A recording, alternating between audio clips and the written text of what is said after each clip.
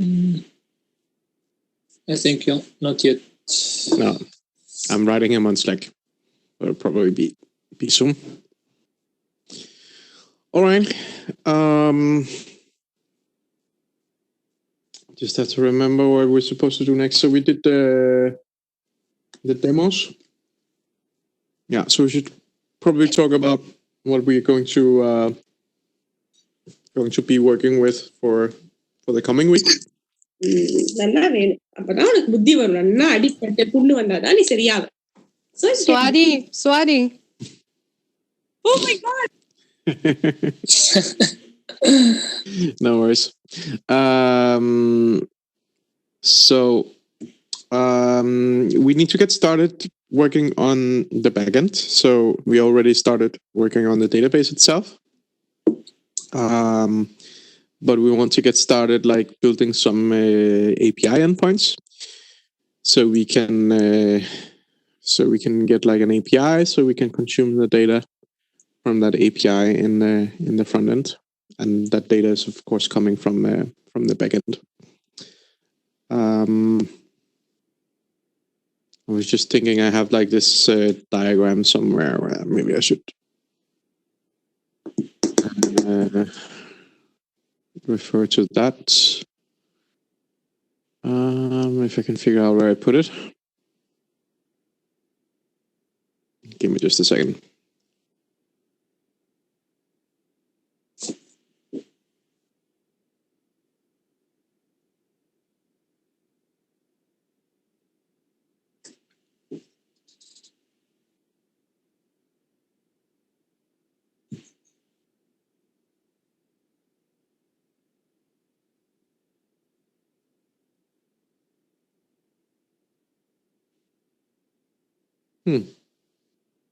Can't find it. Maybe we should just draw it together. So let me just change my resolution and then I can share my screen.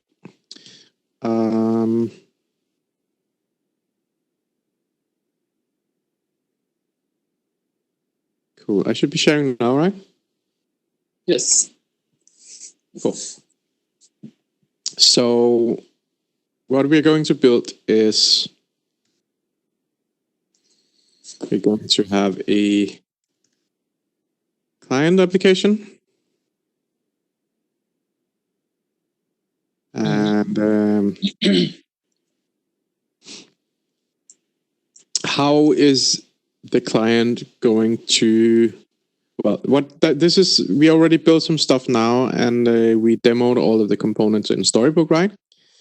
But Storybook is not really part of the real application. Is just to be able to mock stuff. So when we don't have it finished yet, then we can use Storybook to see what it actually looks like.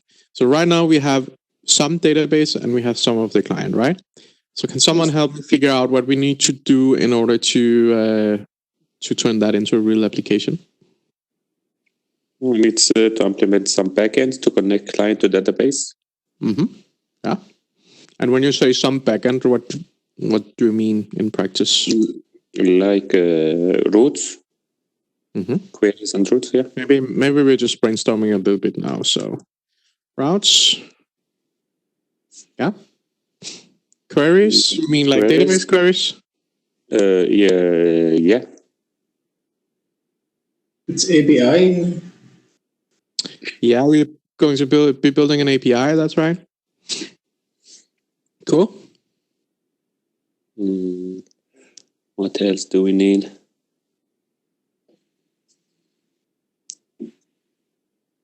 For specific routes, we would use specific queries. Yeah. So maybe we could like gather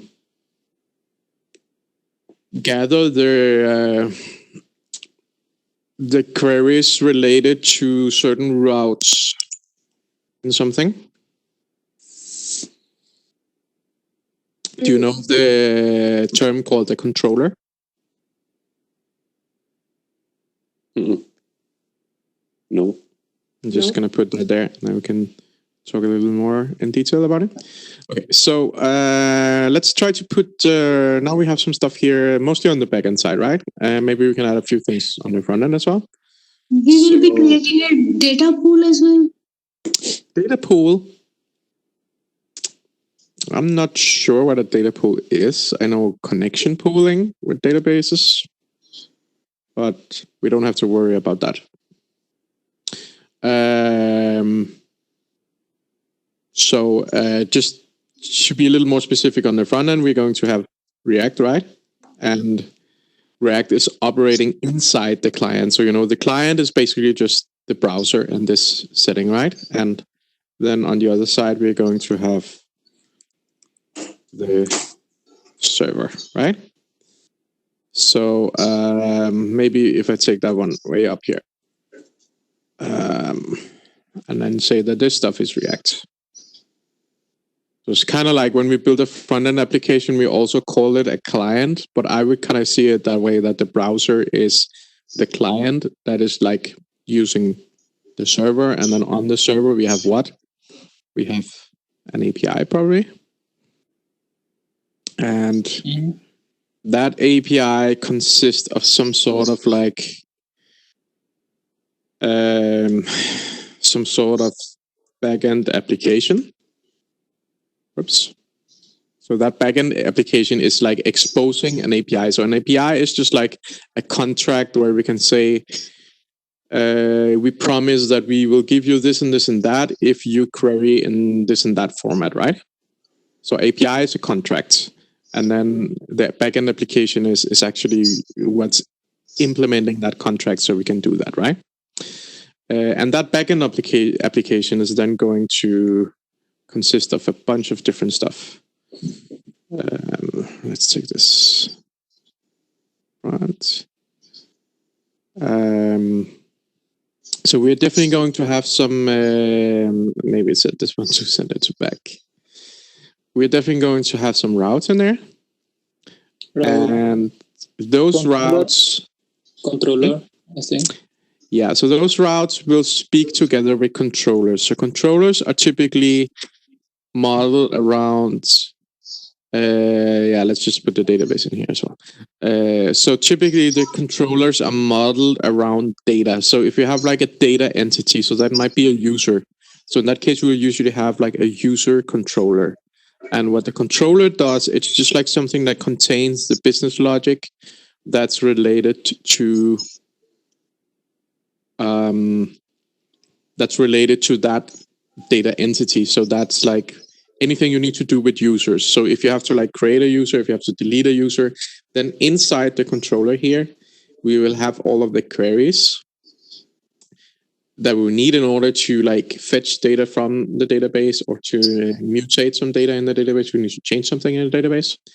And actually, typically, these queries might be SQL queries, but are we using SQL queries in our application? Yes, we would. We will. Yes, to some extent. But actually, since we're using Knex, we won't be really writing the SQL queries ourselves much. We'll mostly use the Knex API to write those queries, but Knex will then generate SQL for us.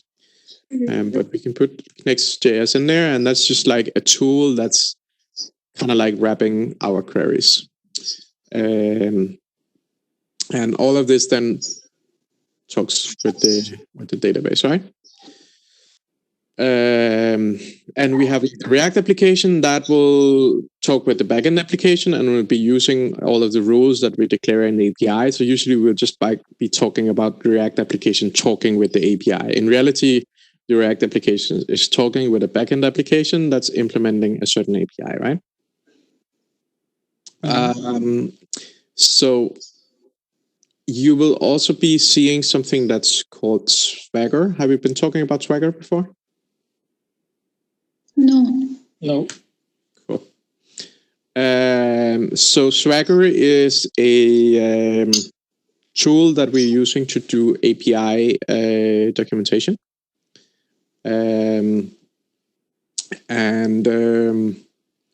That's really important because, as I told you, the API is a contract, right? And if you're renting a home or something like that, you want to read the contract in order to know what's in the contract, right? So if you are using an API, you want to read the API documentation, the terms for the API in order to know how to use the API. So you're just not like guessing how to use it, because then you might as well just, try to hack into the database or something like that, right? Yeah. So Swagger is a tool that we use in order to document how you're supposed to be using the API. And it's really important that you always refer to Swagger whenever you're trying to call something, so you know that you're doing it right. But it's also extremely important that whenever you're changing something in how the API works, that you're also updating the documentation.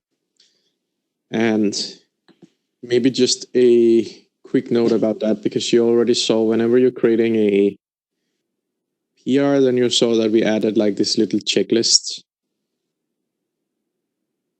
And there's actually something here about documentation. Commenting code, yes, but isn't there a separate one for documentation? I have made corresponding changes to the documentation. Here, number 3, right? So that could be updating Swagger to make sure that Swagger works in the same way as your API does in case you need to change something. It could also be going and updating the README file if you find an error in the README file or something like that. Or actually Storybook, I would consider Storybook documentation as well. So Storybook documents how your UI components are looking like, and also helps you like how to use your UI components. So Storybook is a little bit like API documentation for the front end, whereas Swagger is like API documentation for the backend. Okay? Yeah. So let's try it out so you can get an idea how it's... I'm in the previous final project for some reason. It's just like looking for old migrations.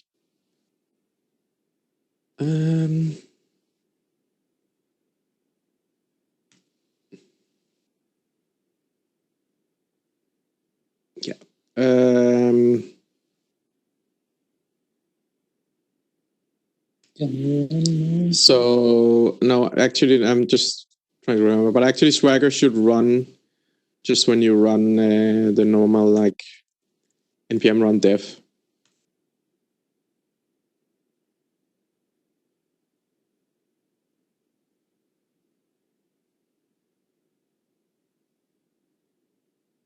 Actually, it should also be documented in the README file. So instead of me just showing you how to do it, I should probably show you how to figure out how to do it. So I'm pretty sure it should be here, yeah. So when running the API, so that means when running the backend, you're also running Swagger. So you just have to go to localhost 3000/API/documentation. So normally the front end is actually on localhost 3000, but the very moment that you add /API, there's actually happening something behind the scenes where you, in reality, you actually end up on localhost 5000, and 5000 is where our backend is running. So we just set up a rule. So anytime you type something with /API, then we make sure that everything like that goes to 5000 rather than 3000. So here you could also go to localhost 5000, but localhost 3000 is the one that you use for the front end, and all of the stuff that you need to do on the API will have it behind this like /API. So you can just use localhost 3000 always. Makes things a little bit more simple. So you can see now, since I'm running the application, Swagger starts here. And you can see there's some documentation in here. And this is, if you remember, there's this entity that was created previously that's called modules, which is just like a sample thing. It's not something that's supposed to be in your project. It's just to show you how to set everything up, right? Zaki, can you zoom in a little bit? It is hard to see. So you can see we have like different endpoints here, and they have like different HTTP verbs, you know, like the get, post, patch, delete. You heard of those, right? So whenever you make a request from your front end, you have to decide whether you're making a GET request. A GET request is in order to get something. We make a post request that can be used for different things, but usually it's because you want to create or update something. But actually, for updating, you might want to use a patch request instead, where you're only like updating a single thing. You might be like, so if you like want to update the start date but not the rest, then we usually use a patch request rather than a post request.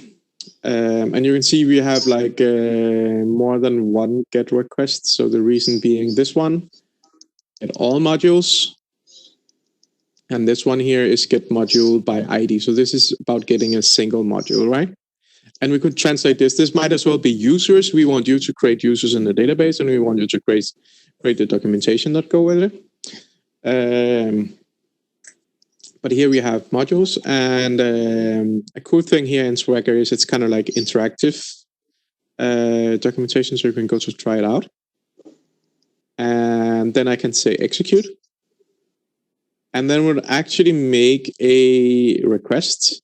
And you can see the request that it creates here. It will make a request to localhost 3000/API/modules. And the response in this case is just like an empty array. And that's because we don't have any modules in our database at the moment. I think I could actually just like to quickly show you. I could probably put a module in the database because I think it should work. I just don't think we have any seeds. Or wait, or is it because I think we actually have a seed for that? Modules.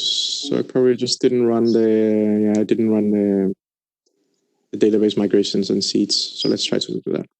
So you just saw now that when I ran a request, I didn't get anything back. And that's probably because the database is empty. Let's just verify that. Treasure hunt. So we have the modules table. So apparently the migrations have been running, but there's nothing inside. So the seeds have not been running. No, not run dev, DB setup. Oh no. Error while executing into modules, unknown column start date and field. So maybe our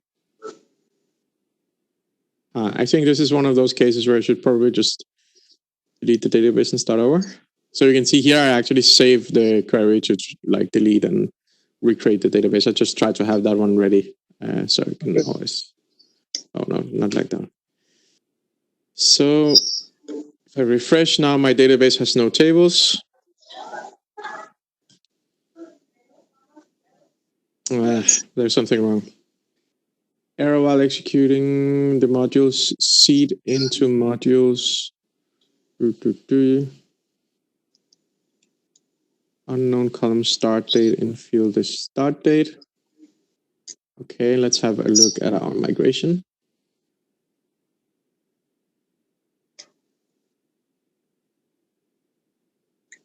Starter date, there's an error there.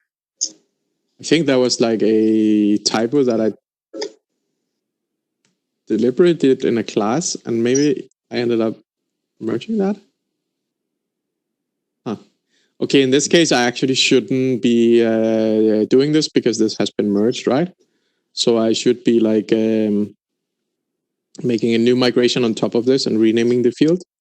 But since this is migration that we're actually going to delete, we don't want to have the modules table in here. So as soon as you start merging your stuff, we're going to take this one out.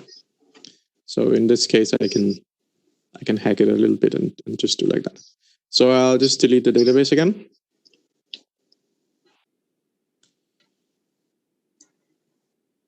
Cool. So if I go in my database here and into refresh into modules, now you can see there's actually some contents inside of modules, right?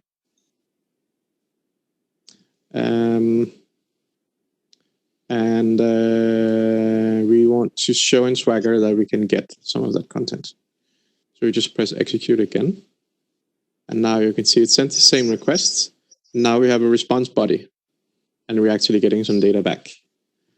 And fortunately, that data is corresponding with what we have in the database. So, and if you want to be sure, we can play around and maybe edit something, and we can try it again. We got the same response. Is it cached? Or something like that. That's a great thing about doing live demos. Oh, I think I need to like save somewhere here. Yeah, it's yellow. I think that means it's not saved. How do I do that? I don't remember.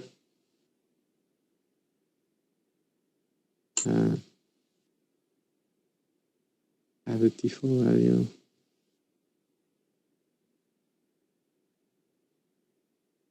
Field title doesn't have a default value, but I don't want to create that extra line down there. Go away. Yeah. Okay.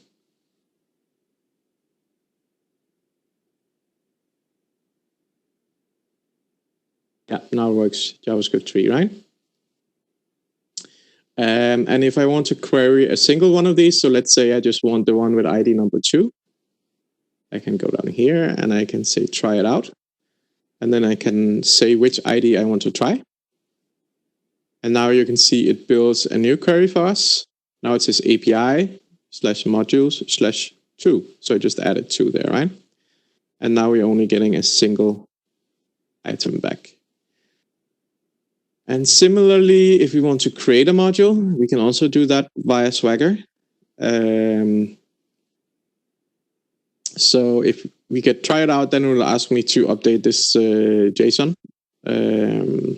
So let's, now I changed so we don't have a JavaScript 2 anymore, but I actually want to get it back.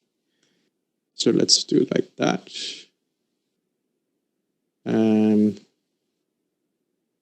Class ID, I guess that's the ID out here. I don't know why that is a string. That might be a mistake. Should just be a regular ID. Yeah, doesn't matter. We're going to delete this anyway. It was successful. That's nice. We got like a 200 code, so that means it's successful, right? So that should mean that I was successful in creating it. So we can go up again, and then we can test this where we're just getting everything. And now we can see we have JavaScript 2, we have 3, and we have 2 again. Okay. Apparently, I deleted JavaScript 1, and now I ended up with 2 JavaScript 2, whatever. Okay. I think you get the point. Zaki? Yep. I have a question. What's the difference between this tool, Swagger tool, and Postman tool? Is it the same function? Essentially, it's the same. I personally actually prefer Postman, but the problem is that we want to have like a shared solution where we have like all of the API documentation together with the project. And if you're using Postman, then you are creating API documentation on your local computer every time. And Postman actually does have features so they can like, so you can share it with others and you can create a documentation site similar to what we have here. But that costs money. And we actually tried to ask them to give it to us for free because we're a nonprofit and they didn't care about that. So we're using Swagger because it's free and it's open source. Actually, I don't think it's open source, but it's free. Essentially, it's the same as Postman. And I mean, you're welcome to use Postman if you want, but the thing about Postman is you have to like maintain. I'm just asking this question because we was working with Postman before, but this tool, it's new, so we should learn about that from scratch. Yeah. But I mean, if you want to test out something real quick, you're welcome to use Postman. I do that quite a lot. But before you start asking questions and saying like, oh, this endpoint doesn't work or something like that, please go in Swagger first and make sure that it's not just because you didn't realize someone changed something in the API documentation or something like that, right? Because the point is when someone changes, for instance, end date is called something else in the database, then they will also have to remember to change it in Swagger. And then every time I go in here and try to create something new, it will automatically be updated. I don't have to worry about like setting and updating that in my Postman, right? So that's why it's important to keep something like this in the project. Okay. Yeah. That's how you use it. So I'm just going to give you a real quick introduction into how you are then updating it. So Swagger is hooked up to the project, hooked up to your code. So the way it actually works is if we go into the server, into the API, and now you can see some of the terms. So I talked to you a little bit before about controllers, right? We have controllers and we have routes, right? If I go to controllers, module controller, you can see here we actually have like get modules. That's the one to get all of the modules. So that's the one that we used a minute ago. Get module by ID is if we only want to get one module. Edit module, delete module. And then inside this file here, this is where we have all of our Connect stuff. So you can see here's like a Connect query. Here's one. If I just mark Connect, you can see how many of them we have in here, right? So this would typically be the place where you have the logic to get stuff out of the database. And maybe you need to modify the data that you get from the database in some sort of way. So you would do that in these files here. And then we have the route files. And this is where we will have to be dealing with Swagger. So Swagger is telling us how our routing is set up in the application, what routes are available, what kind of data can we send to the application in order to get what data back, right?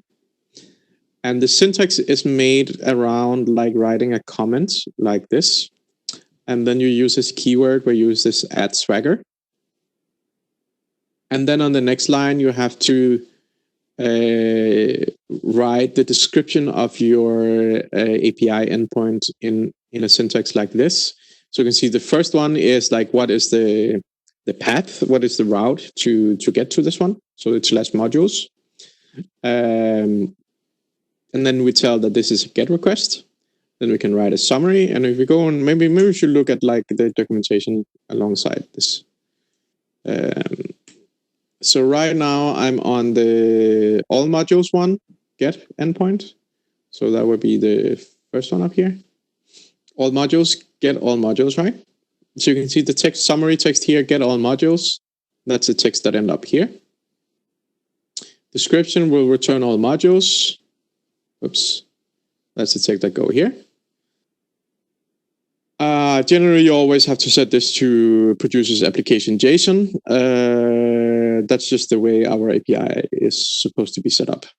You can also set it up to send back data in other formats, but generally when we're working with React, we generally always want it to return JSON. Then you can explain what does a 200 code mean, what does a 500 code mean. So those come down here.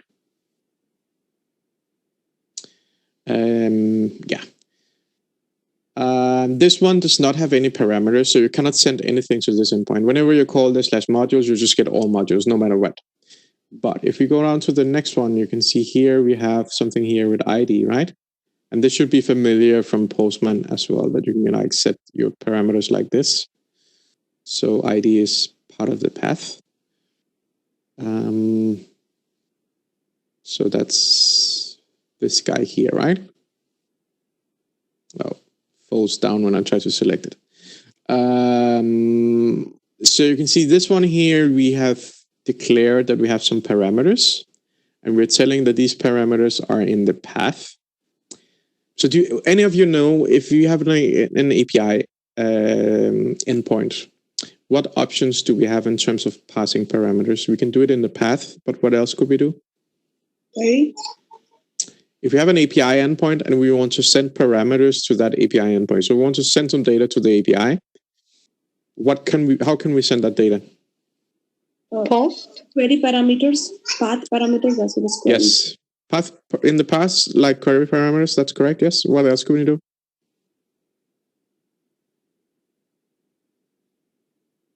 You mean if we can? I think we studied only two query and one at a time. I think we only studied two query and params. Okay, it's fair if you haven't seen anything else. Maybe someone knows anyway. Okay, so you have two options. You can do it in the path as we just discussed, but you can also send parameters as part of the body. And that's where you need to have a post request. So this here is actually parameters that we're sending, and that's part of the body, right? So that's just simply sending a JSON object as part of the body, and that's our parameter. But in this case down here, we're just sending it as part of the path. So that's up here. And that, of course, puts some limits to what we can send, because if we want to send like all the data from up here, title, JavaScript 2, start date, end date, class ID, and stuff like that, this path here would be very, very long, and we get a lot of like question mark and then and then and then and you have to like format everything so it works in the URL, right? You know, if you have spaces, you have to do like per percentage 20, and when you have like other characters, that has to be escaped so it can work in the URL. It's not very nice to deal with. And another thing is that it can expose a lot of your application logic to the end user. So one is that the URL doesn't look so nice up there, but the other thing is that end users might start guessing about how your application works, and that can be like a security concern. Then maybe they just start like manipulating the URL, and then suddenly they get into something that was supposed to be secured. So there's some security concerns with doing that as well. But generally for stuff like this, where it's just a matter of getting a specific module, and then we generally have it in the path. That also means, no, I mean, I'm getting down at a track of something that's a longer discussion. So I think this is what you need to know about that for now. So in this case, we're putting the parameters in the path, and we're telling what the parameters are called. They're called ID. So that's why up here you can see it says ID. Now we're telling what kind of data can you actually put in the path. It has to be an integer. It's required. So you cannot just call this endpoint without putting in an integer. Actually, what will happen if you don't put an integer here, it will think that you're trying to access this endpoint up here, right?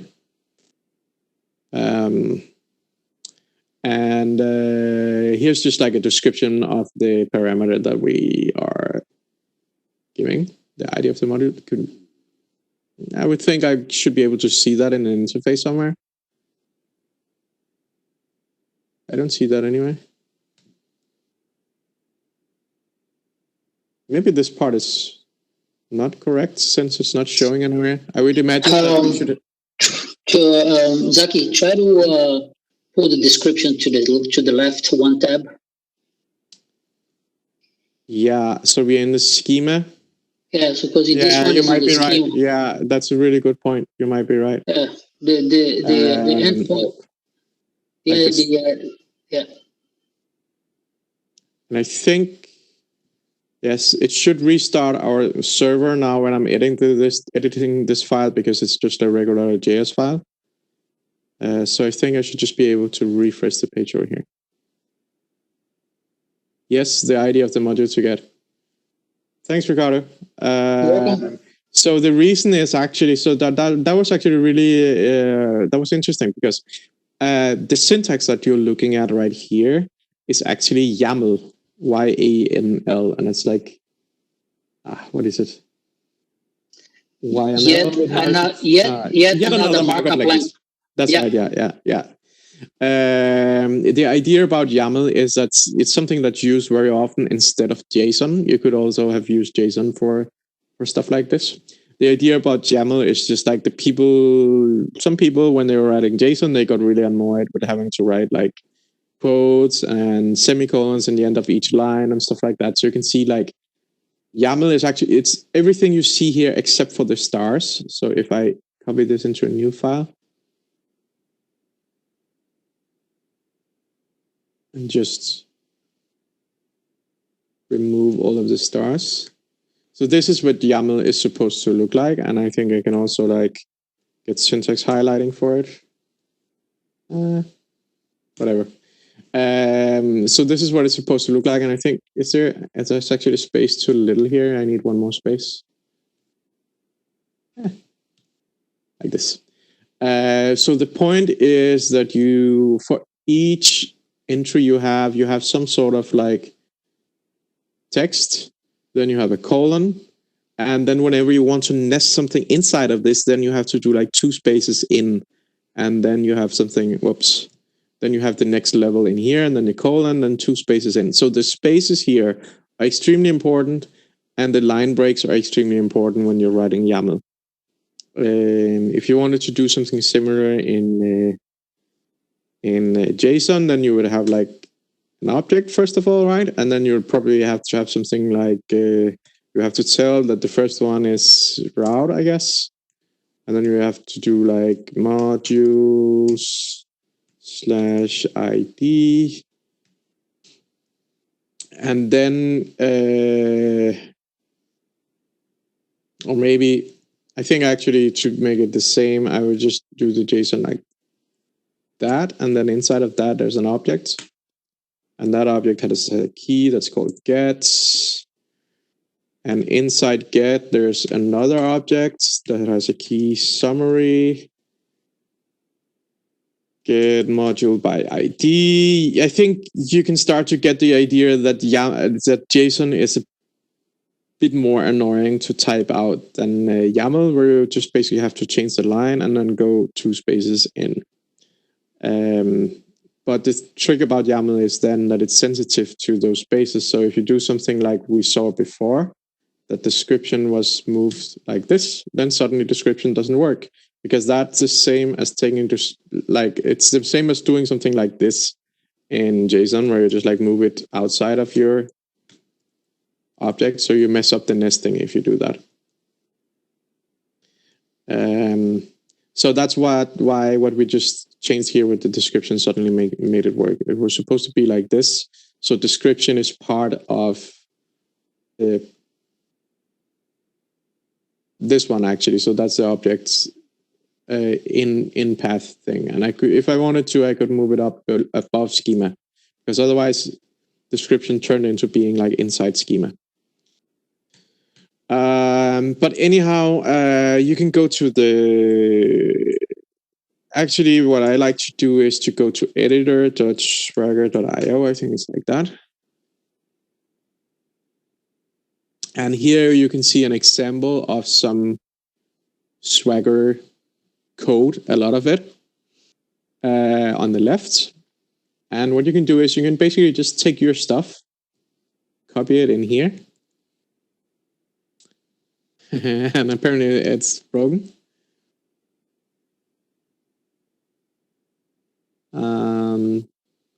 Maybe because we need to have the declaration on the top with all of that. Yeah, you need a declaration there. I don't know if we need all of it.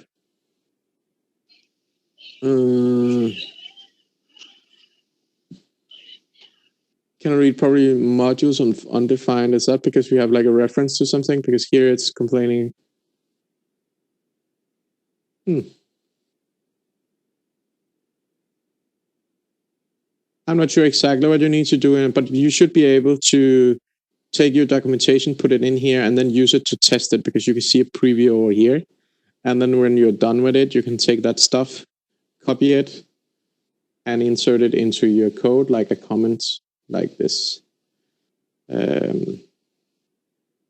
But try it out and let me know if you have some questions when you're doing it. Yeah.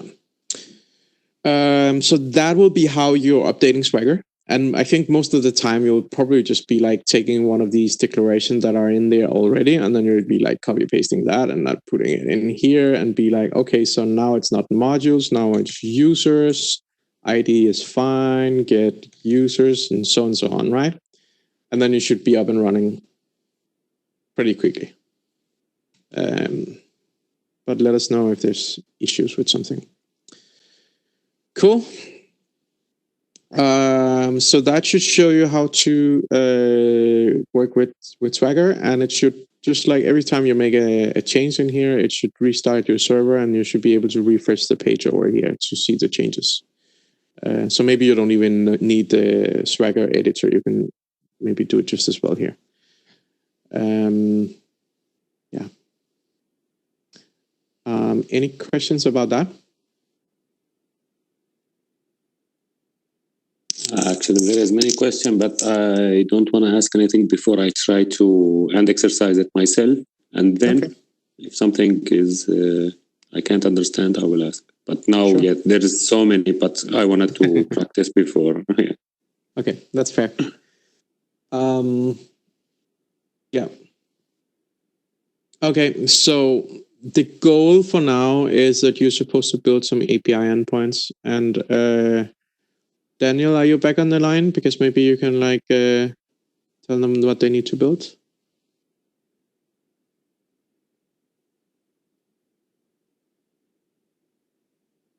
He should be back. He just wrote on Slack that he was.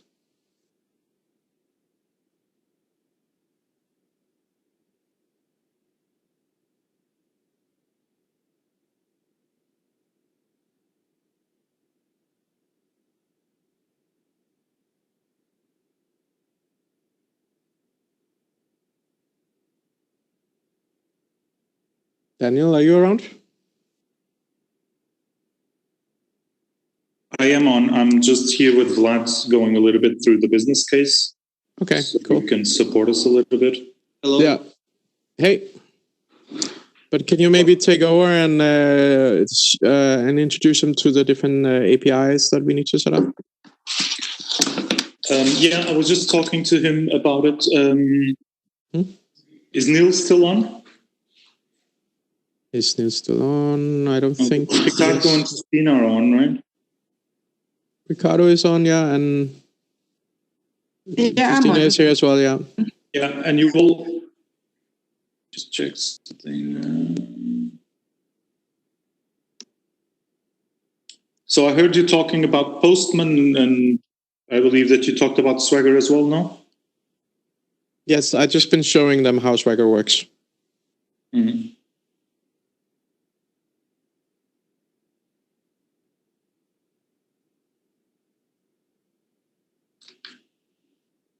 Just a second.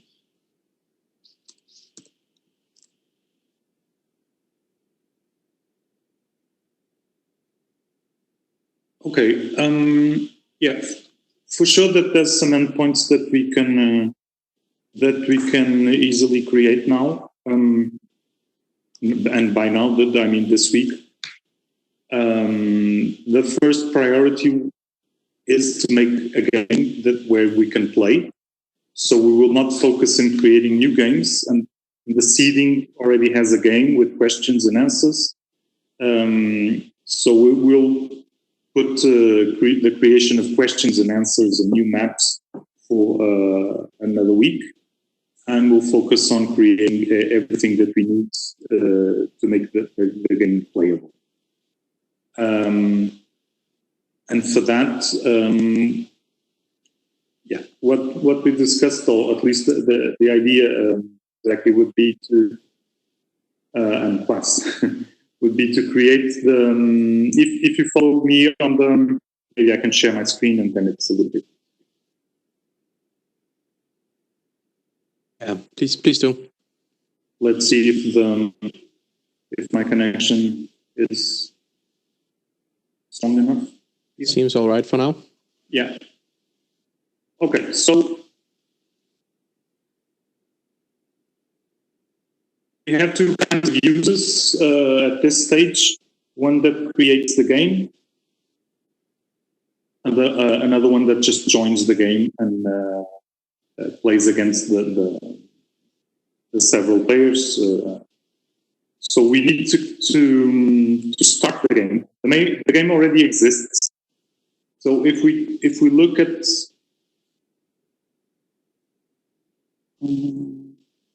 yeah, the game already exists. So we already have questions that have answers, and we have one game that has one theme and has some limits here, so we can have an area, so we know what area we're playing in.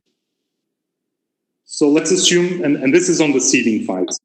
So we assume that this part is already being seeded. So we need to create a new instance of game number one, let's say, and we need to get the answers of the several players that are playing the game. And we need to create those users once they join the game. And here we don't have to worry so much about the user roles and the roles, or at least in creating new, because there will only be the host and the player. So that data is already being seeded as well. We just have to associate the user with one of the roles using the existing data. So we'll be creating users, we'll be creating new games, and we'll be saving that information about the answers while the game is being developed. And we need to implement some game logic. And we need a leaderboard, for example. So what's...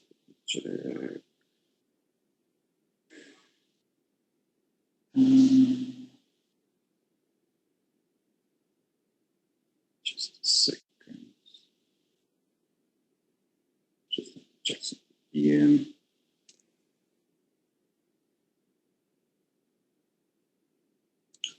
Okay. So if we go to the wireframes, we have to create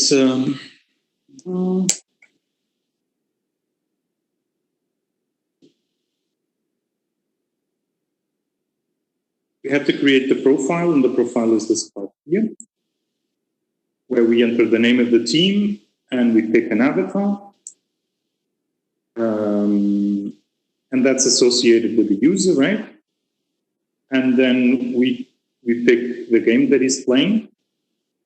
But the game has to be created or started. It's not actually created because it already exists. So when you look at the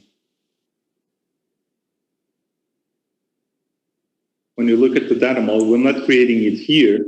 We're creating an instance here of the game. So that means that basically that means that we're starting a new game.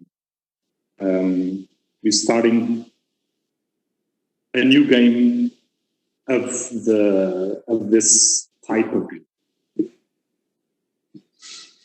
I don't know if you have any questions until now, or if I'm clear.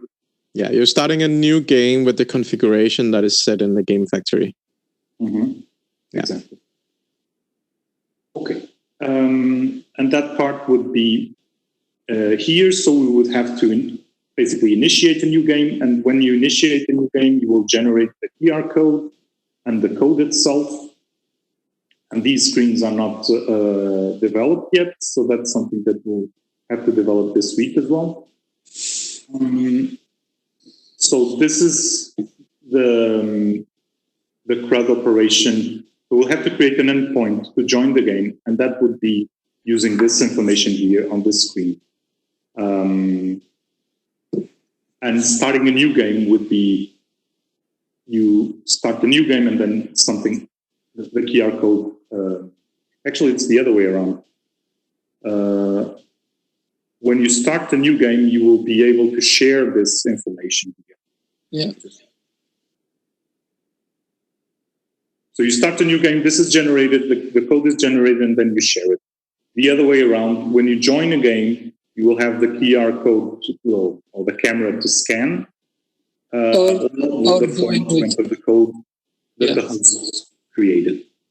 Yes. Does that make sense? Are you there with me? Yes. Yeah? Yes. Okay. Yep. And then we have the leaderboard here. This is also generated through the answers that will be inserted here during the game. And we have the game logic.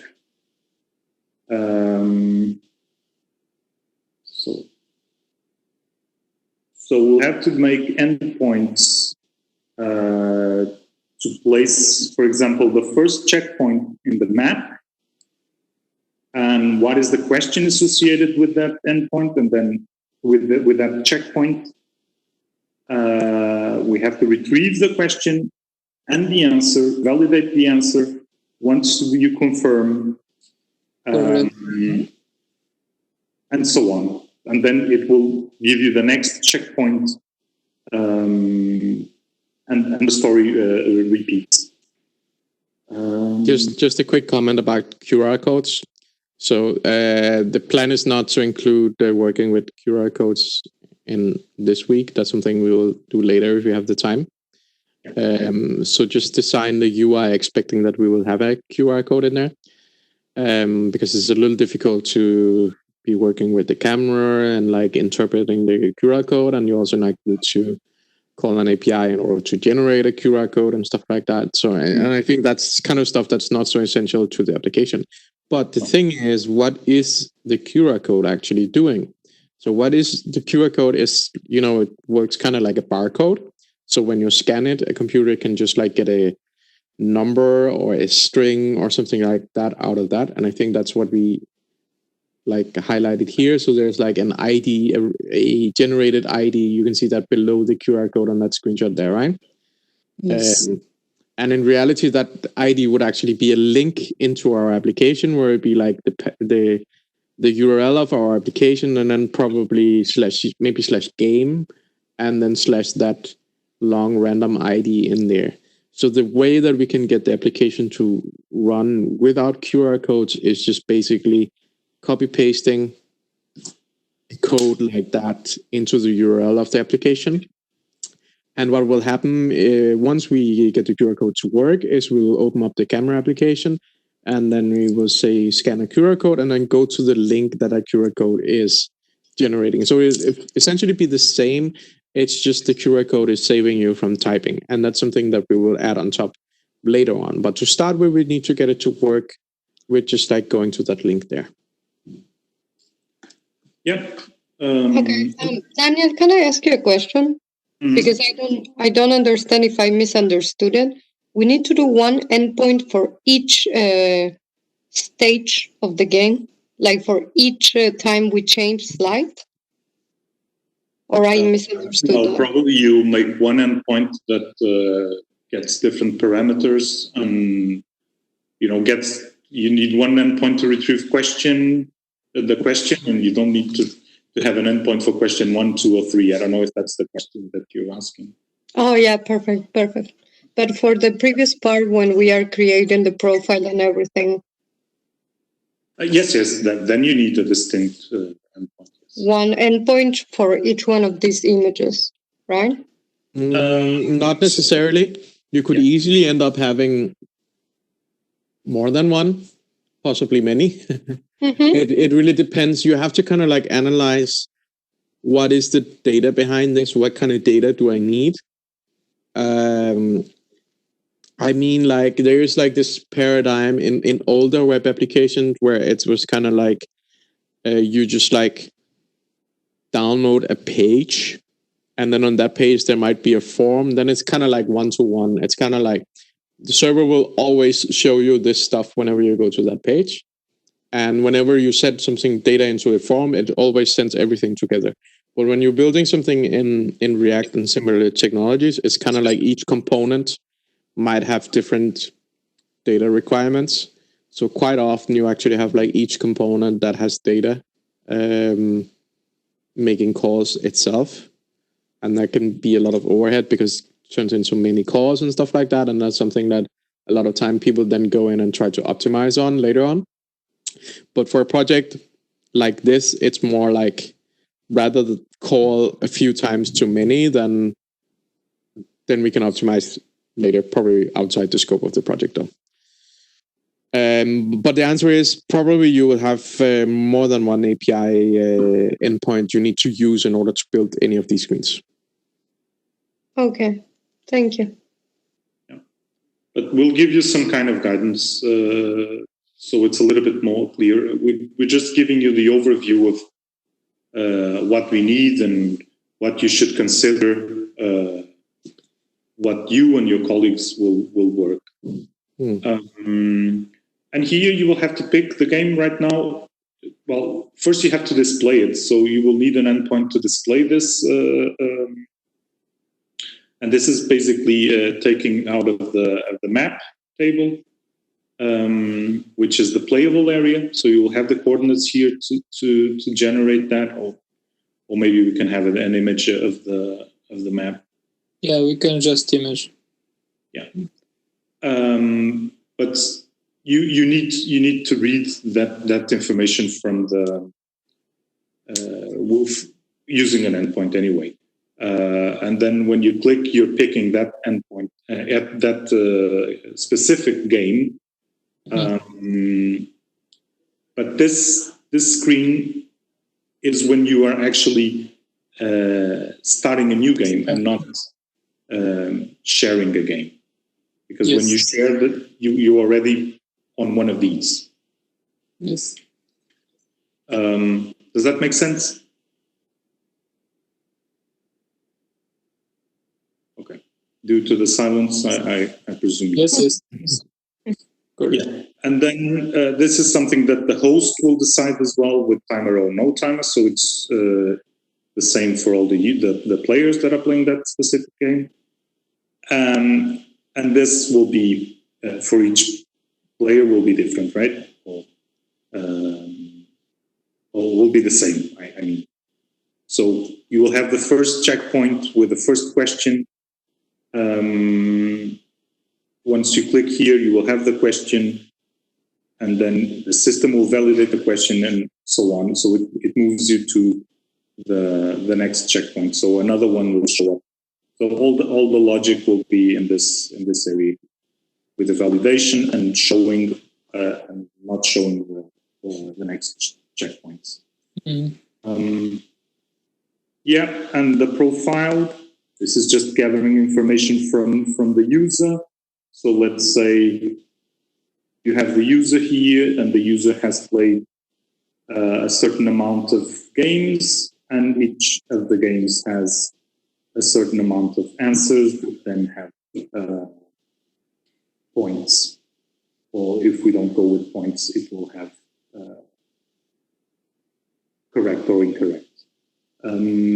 So you will be able to fill in this information by using an endpoint that consults the number of game instances played by this user and the number of questions that are actually correct.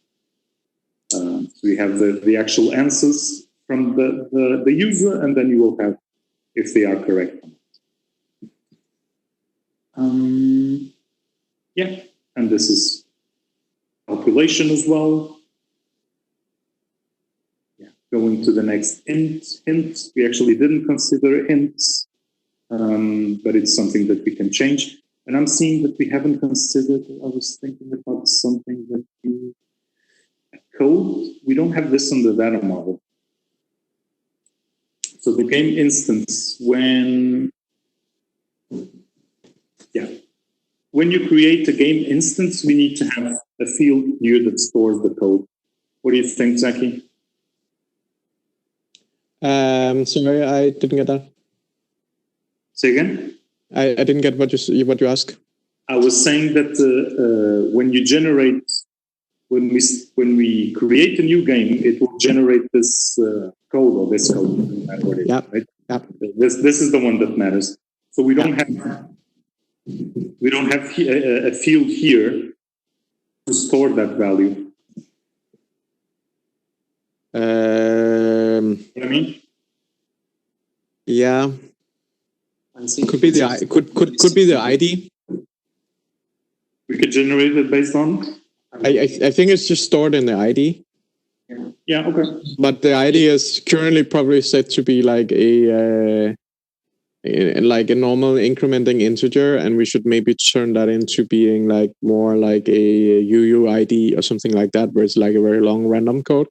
Because otherwise, people can just like guess game. So if the first game you're invited to is number 1, then you can just like guess, okay, maybe someone is playing game number 2, and then you can just like crash other people's games if you want. So maybe we need to change that ID up there so it gets turned into a UUID. I think that would be a good idea. Could we calculate something with the ID and the creation of the game in this field here and then hash I think that's pointless. It's much better to just like have a UUID. And then it's another field. I'm not a big fan of making this into like not incremental. Because when debugging, and we're talking about very junior developers, right? So we want to make it a little bit easier to debug stuff if we get to a point that we need to debug a relation between these tables. But I mean, I think they should be able to go and find that ID that they need in the database. I think it's a big sacrifice in terms of like security and just making it easier to debug. And I don't think it's that much easier to debug either. Nevertheless, we need to consider that hash in if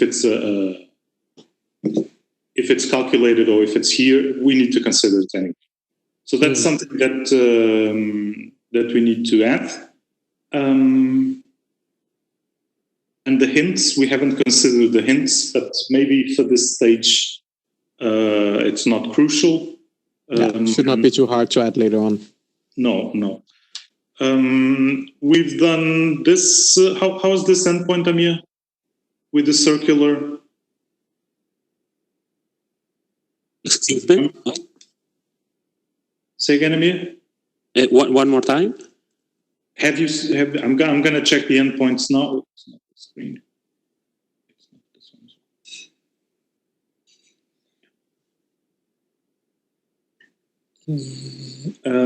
The endpoints for the circular map marker.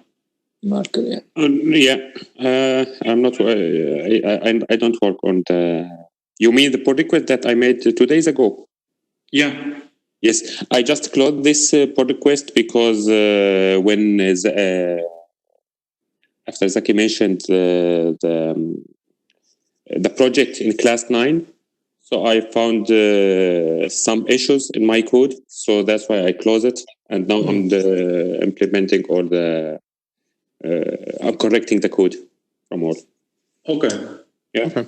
But it's all, and I have 2 questions on that issue. But when we finish everything, if someone of the mentors have time, I just need 5 minutes.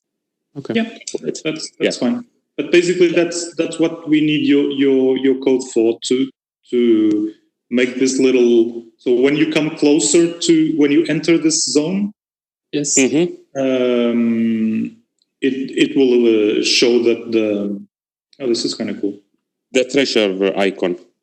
Yeah. The checkpoint is here, right? You are here. Yes. Yes. We also need something like location. Retrieve the location of the user in the map. So that's something else that we have to create. I just realized something looking at this. I think probably when you get into that zone there, it's not going to tell you exactly where the treasure is. It's just going to tell you that you are in a zone where you're close to a treasure, right? Yeah, it could be, yeah. When we finish, I would show you what I have done till now with this component. So if anyone give me some ideas how to improve it. Because now I have the current location with the marker and the circle marker with the current location, but without the treasure icon. Yeah. Okay. Yeah. Well, we can go with a simple approach, which is not to show this, just to show that you are in the radius of. Let's say that this is the center of the. Yeah. Maybe let's start with that, because I have a feeling that we should maybe rethink a little bit that part there, just because right now it seems like it's very clear that the treasure should be in the middle of that circle there, and I think that maybe takes a little bit of the fun away. Yeah, it does. But does it actually? We want to have the game ready, so it's a little bit of a balance. But yeah, let's see what we can do with it, and what's the ideas that come out to make it more fun. But let's just discuss that a little more after. Yeah. But yes, basically that's it. We'll have endpoints that will be around these flows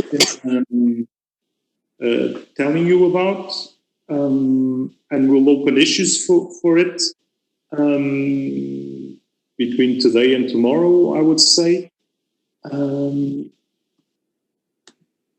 Yeah, and you've heard how to test the endpoints and how to document it and how to create using the Knex as well. So I would say that maybe we can look at some of the. We can look at some of these PRs that are these three and maybe Amir's as well to see if we can merge them. And what here you still have to do the foreign keys, right? So there's still a little bit of work. Yes, exactly. Today we'll figure out our group how to do it, and we will make a new pull request. Yes. Yeah. But I'm just going to comment on that one right now, that you need to do all the foreign keys, just to keep the history. Yeah. Sorry. Let me check. Bengu, are you on the call?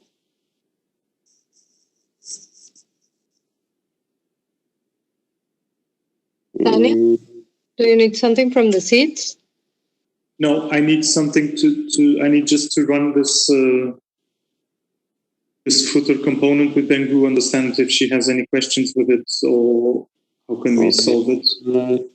I don't think she's here in the call, but I don't think she's hearing us. Okay, but let's then. She sent us. She can't unmute. She hear us, but she can't. It doesn't unmute. She said. Oh, okay. Maybe she has to go out from the call and come back. Yeah, try to do that, Bengu, and maybe we can check with Swati this slideshow or carousel. Okay. Swati, what's going on with this one? Yeah, the component is working. It's working as expected. But I just got some comments from Niels that I should try to optimize it more. Like make the class component into a functional one. Try to use some hooks and try to make two functions into single functions. So I have to work on removing number. I have to work on making the code short, removing duplicates. So I'm doing that. Okay, but in terms of functionality, it's working, right? Yeah, it's working, yes. Okay, so it's just a matter of improving the code? Yes, it's just a matter of improving the code and removing the duplicates.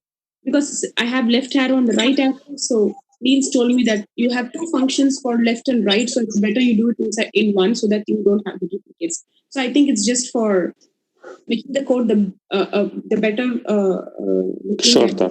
Yeah, shorter, yes. So otherwise, apart from that, it is working. Okay, and do you need any input on how to improve it, or do you already have an idea of how to do it? And when we were doing our React class, we were not exposed to hooks.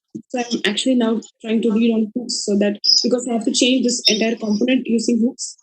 So I'm just trying to read on it and do it. And I also have to club two methods into one. So I'm also trying to thinking how I should do that. So I think I can do it, but it's just taking a bit of time because I'm not used to thinking in hooks. So I think I'll be able to do it probably tomorrow, and I think I can finish. Daniel, she wants to come in the chat room. She need a permission, Bengu. Yeah. I just admitted her. Yeah, so, but that probably goes to all of you that you probably want to read up a little bit on hooks, because that is kind of like the way the React community is moving. And, yeah. Okay, what's the impact of us merging this one, and then Swati would refactor it using hooks? We shouldn't merge it yet.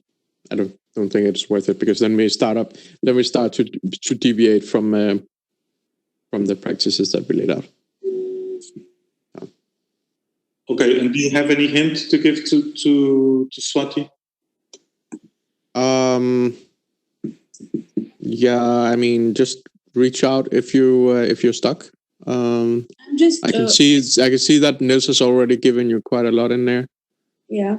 I'm like, didn't I also review this one, or maybe I like wrote the review and I forgot to submit it? Okay. I definitely went to that one at one point. Okay. I can't see my comments. So. The comments that you said was to use CSS transform and Oh yeah. Yeah. Okay. Okay. So it's because you have addressed it, so my comments are gone now. Yeah, you have some 4 days ago. Oh, there it is. Yeah. Okay. Yeah. View change. Yeah. Just couldn't see that. That's true. Okay. Cool. I was just a little curious because it looks like that my comments had disappeared. But that's perfect. I have fixed those and I have pushed it, so that's why I resolved them. Yeah, that's perfect. There.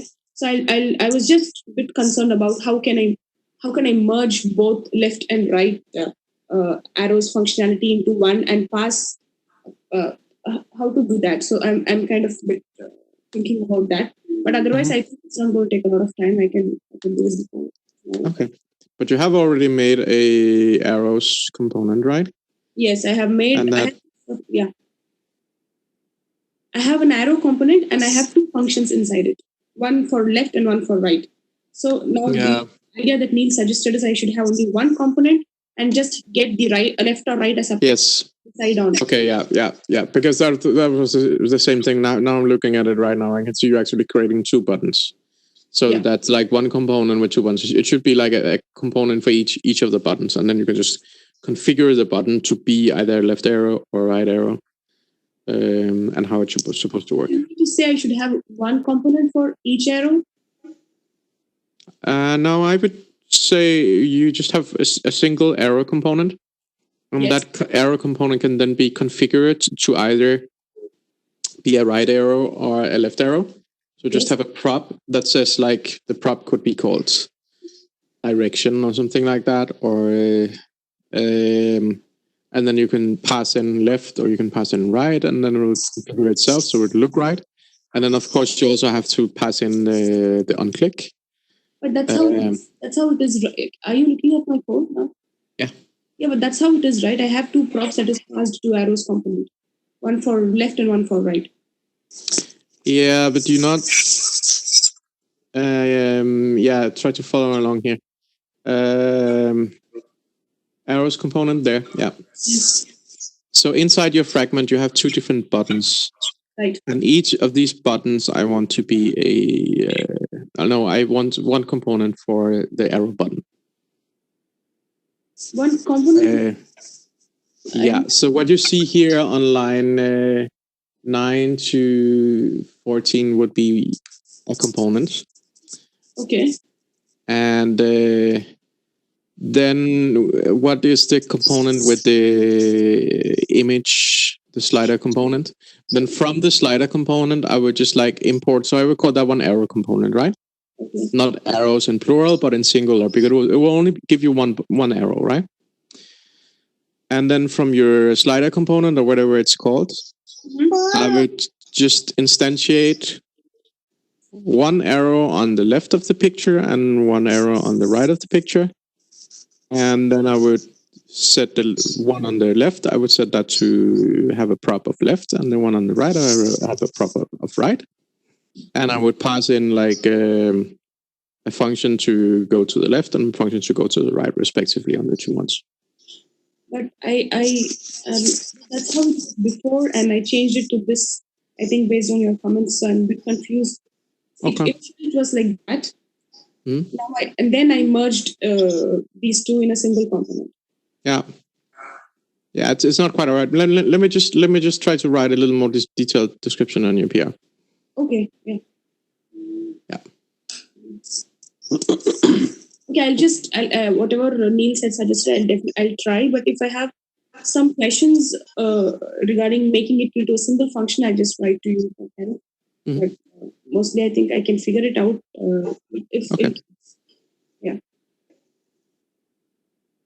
Cool. So that's where I'm stuck, Daniel, with this.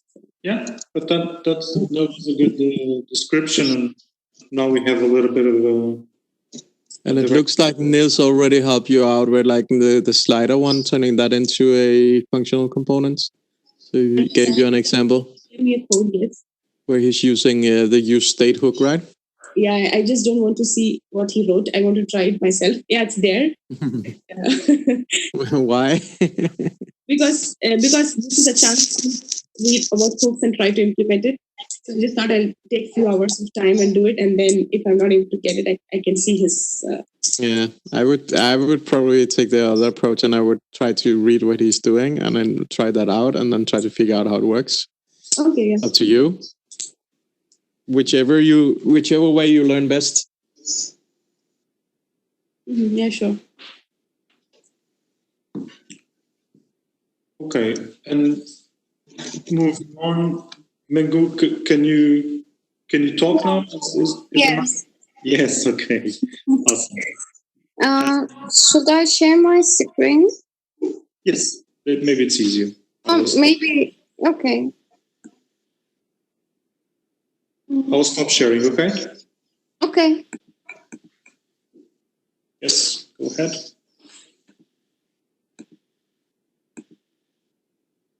Okay.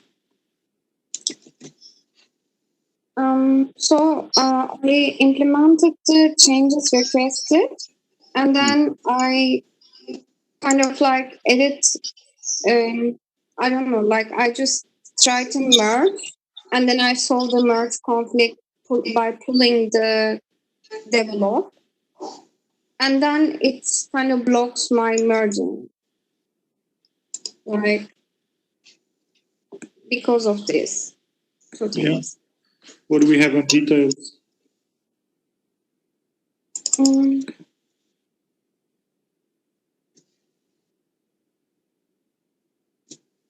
Looks like you've broken Storybook, so you can see there's a red cross by Run Storybook, and fold that one out. Yeah.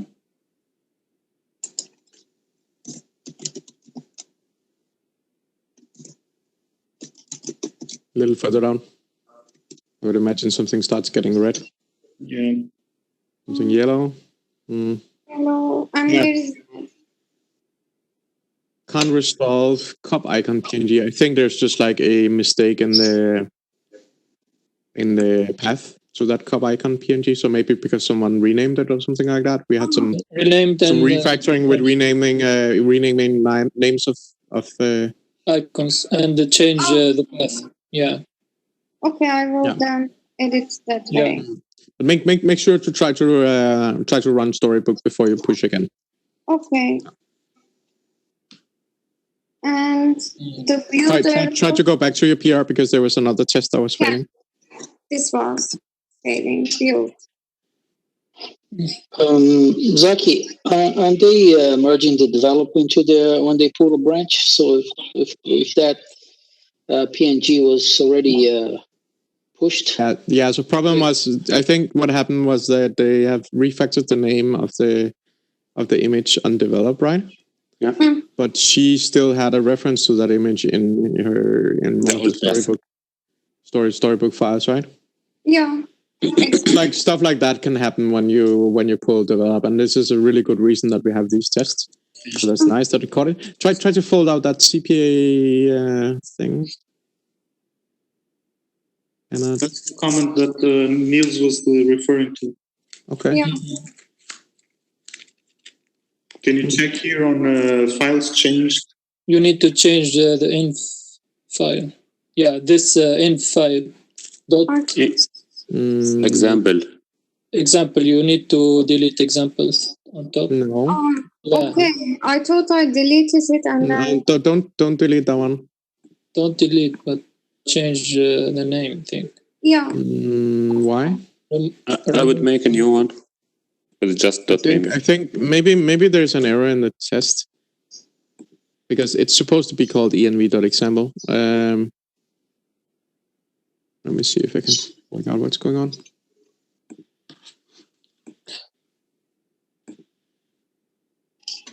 There shouldn't be. There shouldn't be. See what it's trying to do. It's trying to do copy.env. It's actually renaming env example to .env. Oh, maybe we committed this one. Did that one end up in your Git, the .env? Can I see that? Try to go back to GitHub. Mm-hmm. Go to files changed.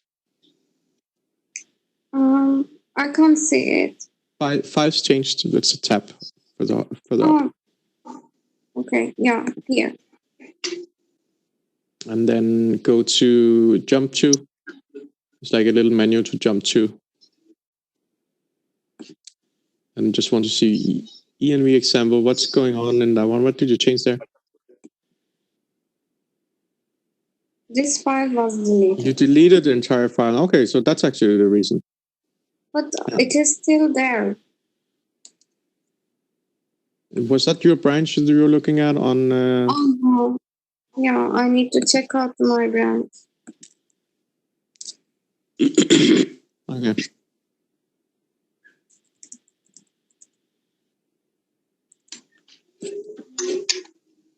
The thing about these env files is that .env is excluded from Git. That one is not supposed to go on Git because the .env file, that's where we put sensitive data.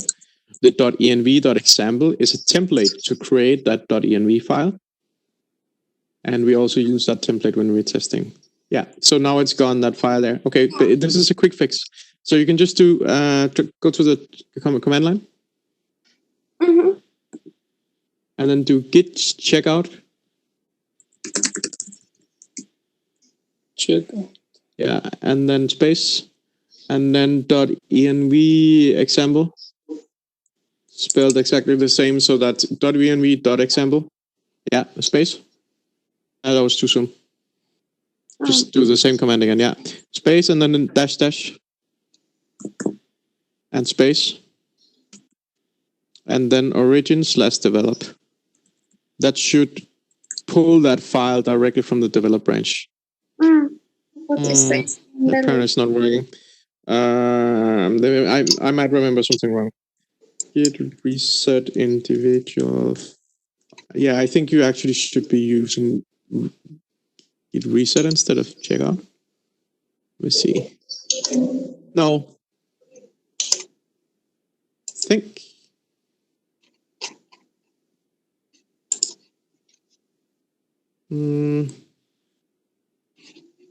Resetting the file to branch. Yeah, I got it here. I was almost right.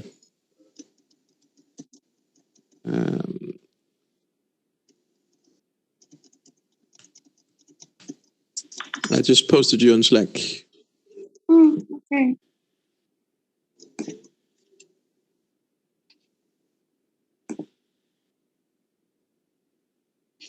This one, okay. If you go to the accepted answer. Yeah. So we're not fetching it from master, we are fetching it from develop. So git check out origin/develop and then .env.example.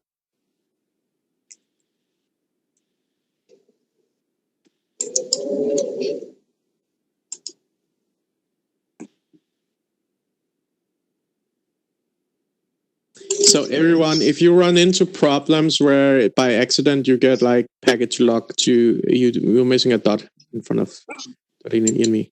Yeah. Sometimes you get this thing where you get like package log files, and we don't want those in the.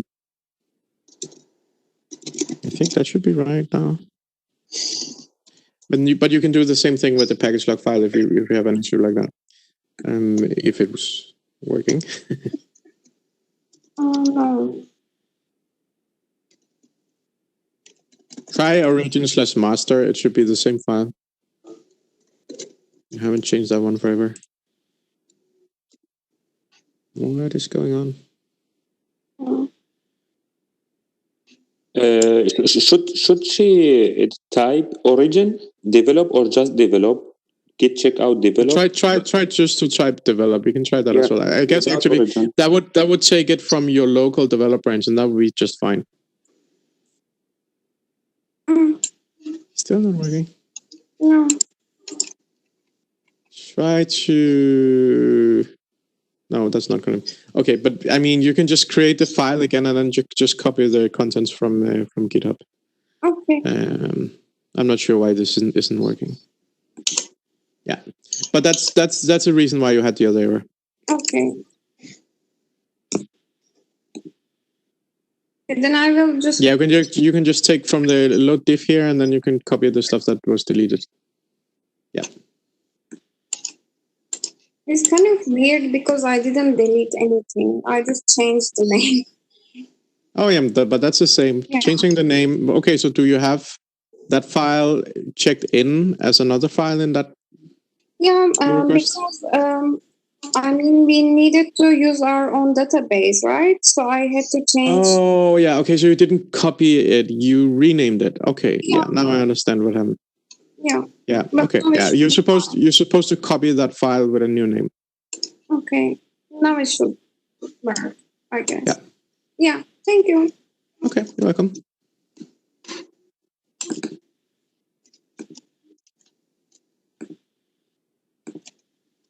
Yep. And what was the other thing? That was the. I forgot already. The other error or what? Yeah. It was the name of the file. The image. Oh yeah. Yeah. Yeah. So you just need to make sure that the storybook is running. Can you identify the new name, Bengu, for that file that you need? Yes. I am just checking it right now.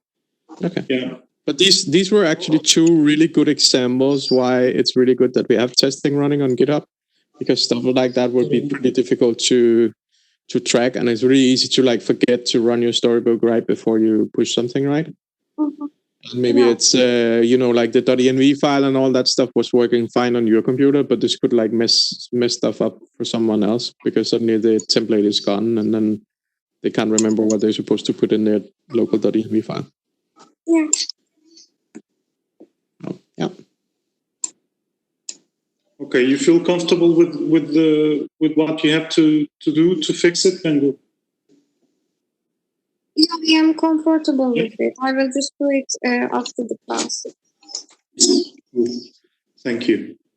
Okay, and then we have John with the achievement cards. But before John shows what he have, Vlad wants to give an input. Yeah, I just I have never worked with this storybook, but is it expensive to run locally? Storybook? Yeah. Oh, it's free. No. I mean, in performance-wise, It takes forever to build, but it's not actually running in production. It's just like a sandbox tool that you run when you're developing. Yeah, I just I think you said that before, pushing, you could check if storybook is valid and if it doesn't have any errors. So I think you already have Husky set up for the project, so maybe it's just a reason to add storybook to Husky script. Oh, yeah, you could consider something like that. That's true. But then, then we could have maybe what we should consider doing was just to have our entire test suite running on Husky. But then, actually, I think Storybook is one of those things that is probably too expensive to run in instances like that, because it does, when it's building, it does take on my computer it's fairly fast, but I see on a lot of the students' computers it's several minutes. Oh, okay. Then it's too expensive. Yeah, exactly. But whenever they're doing front end stuff, they're supposed to be building the front end stuff in Storybook first, so they will notice most of the time. And if they don't notice, then it get caught on GitHub. So I think that's fine. Okay. But it's true. It would actually be. I have thought about just running the very limited test suite that we have, running that on GitHubs, the Git hooks. So it will run every time you try to commit. Then we'll just make sure if there's any unit testing or stuff like that runs. Well, you could also potentially add it not for the commit hook, but to push hook to make it like less. Yeah, that's true. Yeah, that's true. We could add a push hook as well. But anyhow, that's just it's some good input for improvement. We can look at that later. Okay. So yeah, cool. Thanks. Yeah. Okay. And John, do you want to show us what you have up to now and what you need us for? Yeah. Hi. Should I run that storybook or because I think I've finished, but just there is continuous comments from others, so I'm just waiting. Actually, I think we have just discussed about that, me and Daniel, waiting for a lot of comments or to do that in one time, because every time I'm making changes, then there is some came and review it, so I have to do it again, or I have to make changes. Because even I think here in this page we don't have the final review for no, this one. We don't have the final review for this page, so we need to understand how what you have up to now. Yeah, let me just open. But you're asking about the review process, and I can see that Nils has approved your PR at the moment. So right now you just need one student to review it. Yeah, he approved, but he still have a suggestion about semantic tags in line number 13. Okay. So I'm not.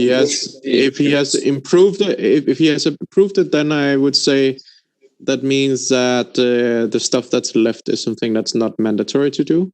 You can do it if you want, but also if we, yeah. I would assume that's what he means by approving it. Okay, so still there is one comment from Bianca, but even But John, can you see it? Can you share your screen? Share your screen. Yeah. Yes, I will open the. Will share it.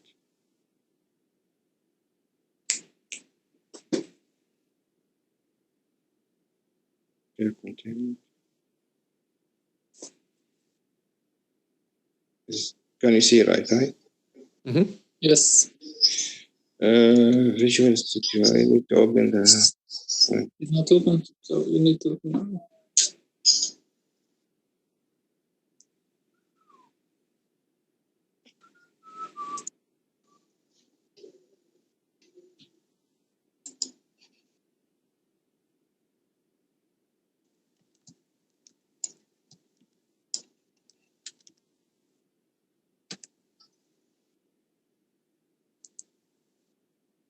Now we get to see how expensive it is. Run. Did you hear me, Zaki? Right, npm run, npm, not pm. No, he had n on the previous line. Okay. That is running right now. Oh yeah. Okay, just it's a little bit slow. So. Yeah. Unfortunately, Storybook always takes a long time to build, even before you start building stories.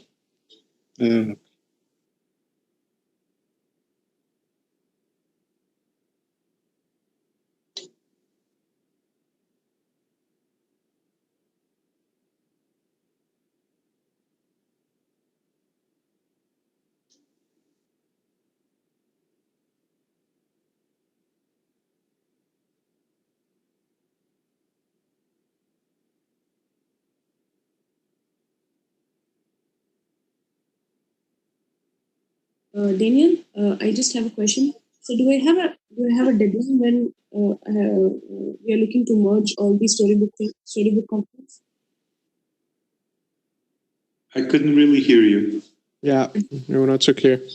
Do we have a deadline when should we merge all our storybook components to develop? before when should I finish my slider? Yeah. Yesterday. Yesterday, yeah. Yesterday? No. I mean, as soon as possible. Yeah, yeah. But not before they're ready. Yes. It's not a very concrete answer, I know. And I can promise you that even though like now we try to like do all of the UI components first, but we won't actually have done all of the UI components. There will be new stuff coming on further on. I would say in terms of like deadlines for projects like this, we don't really have like the resources to sit down and make it like a huge roadmap of everything that's going on and try to estimate and all that stuff. We just try to do as much as fast as we can and as good as we can. But in practice, that means for you that, I mean, like every time you have a chance to finish something, that's a chance for you to get a new task, which means it's a chance for you to learn more. Yes. The more you do, the more you learn. Yeah, of course. Yeah, and let me add that up to now we've been doing like if we can talk about the atomic design, we've been doing the atoms, right? There's not a lot of molecules created. So please consider that, yes, you've been working and in terms of collaboration, you've been doing great.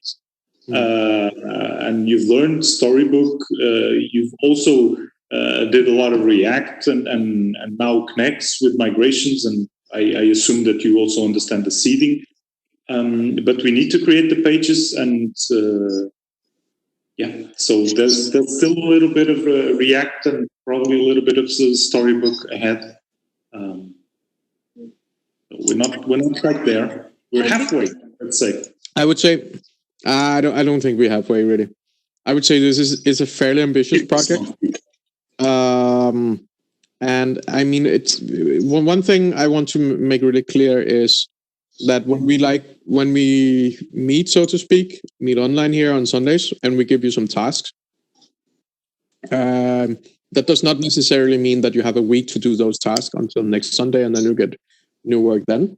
Some tasks might take more than a week, but if you get a small task that is done in a day, then we expect you to say, hey, I'm done with my task. Please give me a new task. And since we cannot really like sit down and try to estimate everything, it's not like Daniel and I are like on top of everything, how long it's supposed to take. And it's individual for each student, of course. And it's individual for each student, how much work they could put in a week. So we won't really know when anything is finished. So it's really important that you tell us, I'm done. Or even better, if you could tell, I'm almost done. So maybe you can something ready for me tomorrow or something like that.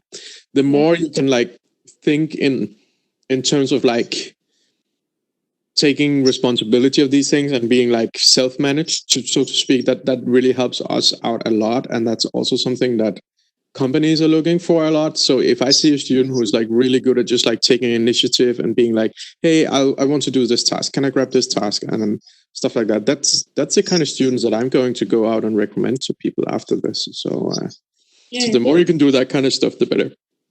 Yeah. Yeah.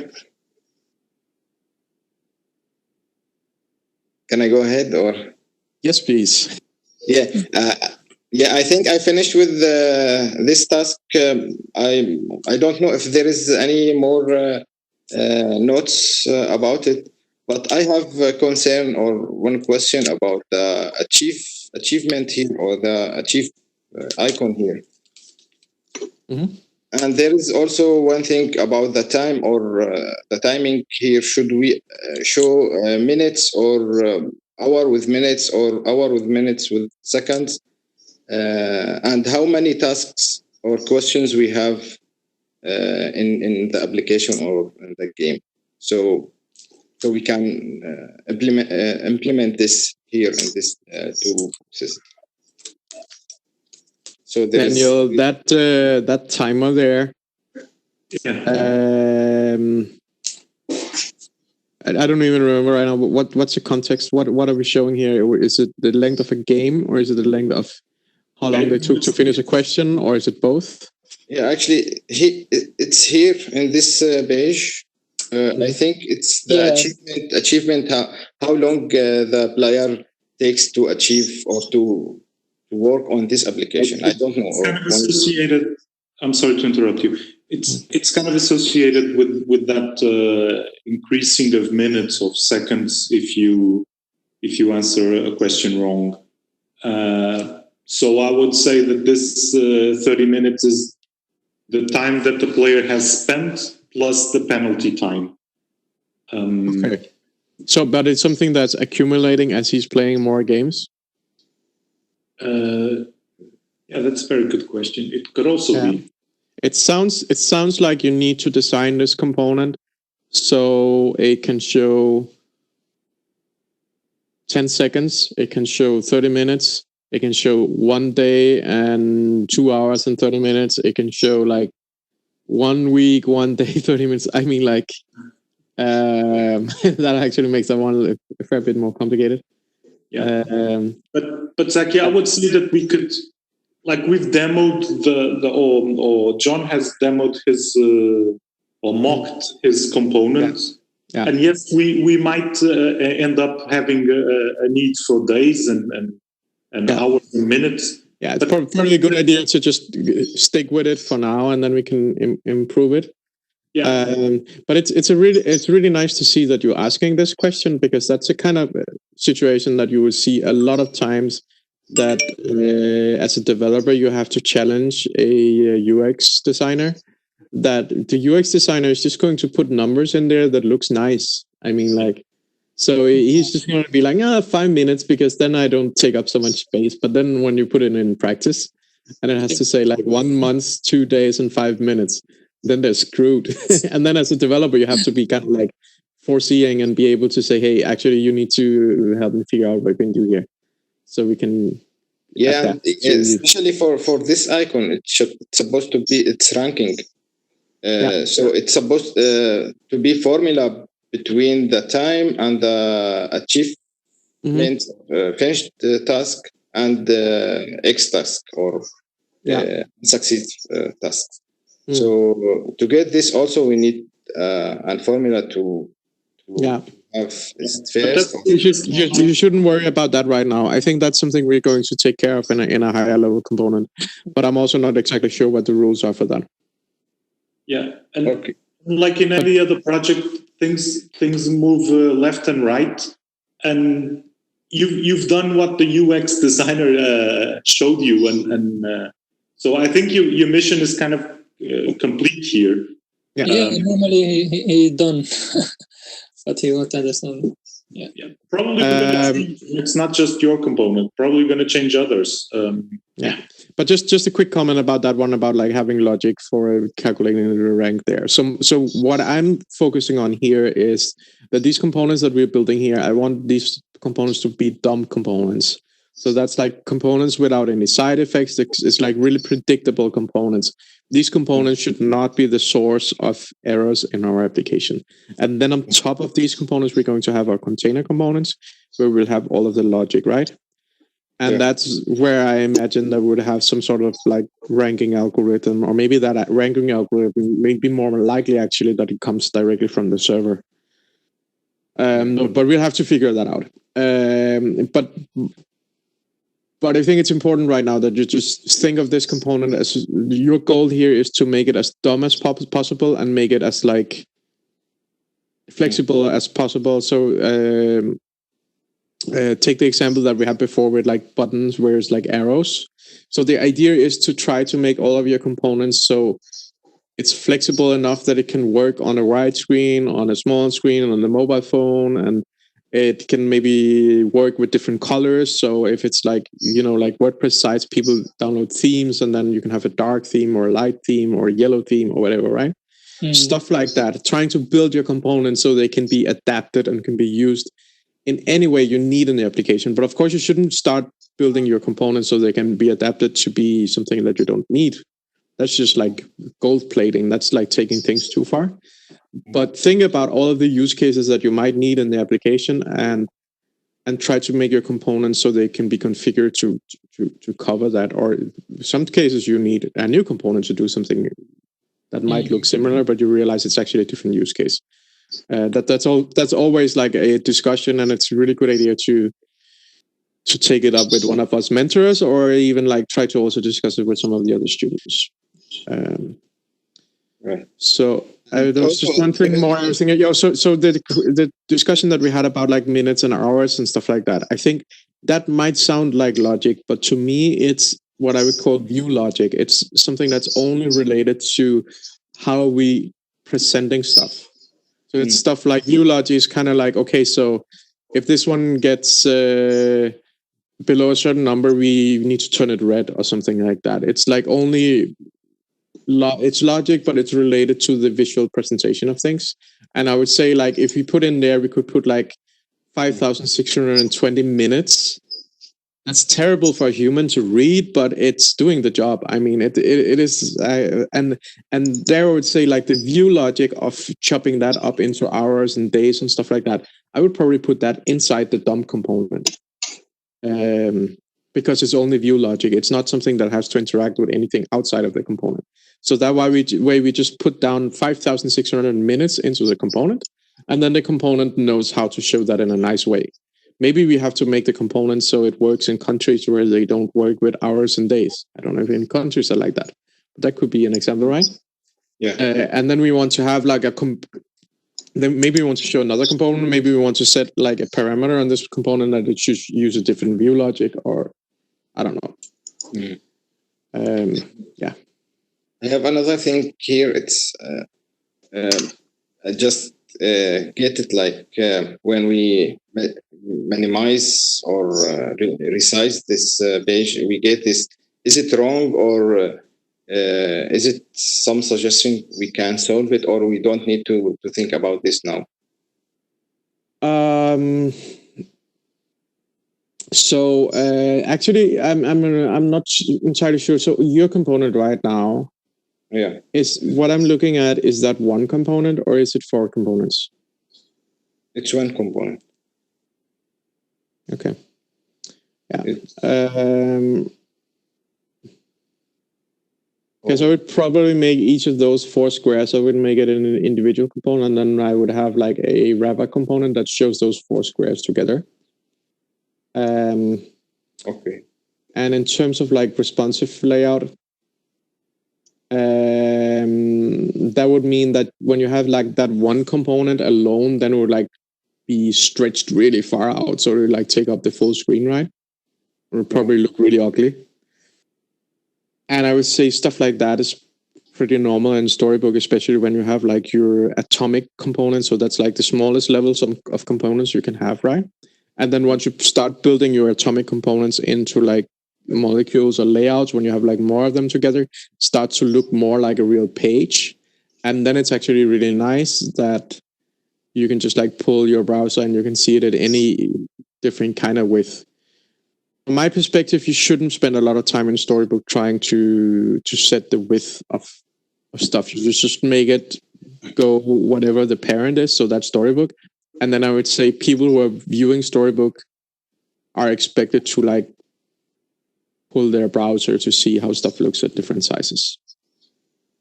Okay, fine. It looks like right now you have set like, I don't know if you set fixed width or you set a max width or how this is working. If you set a max width, I would probably say you should remove that. If you're working with fixed width, you need to make that at that percentage width. Yeah, I use the same. I use actually the same width. You have a fixed width. Okay, yeah. You need to change that, because that means that this component here, once we're on a different size screen, it might like overlap outside of the screen, or it might be too small on the larger screen and stuff like that. So that's something to look into.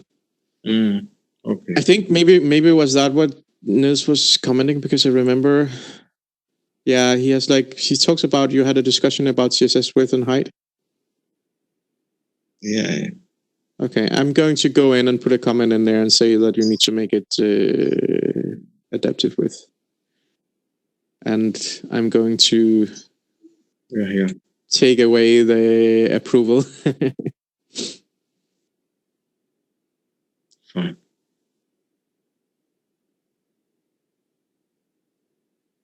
Use.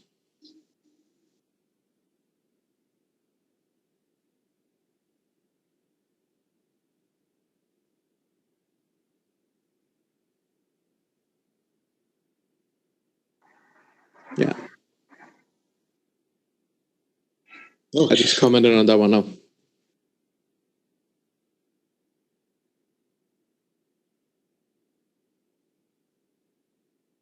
And maybe I should add that it would be nice if you could break it into two components. So you have like one component for the individual card and one component that's putting the 4 cards together, right?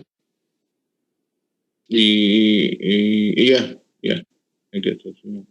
And I mean, you have something that's called achieve box. That's kind of, and you're repeating that achieve box. So you're kind of like done it with CSS classes. It would just be nice to be able to reuse it with React as well.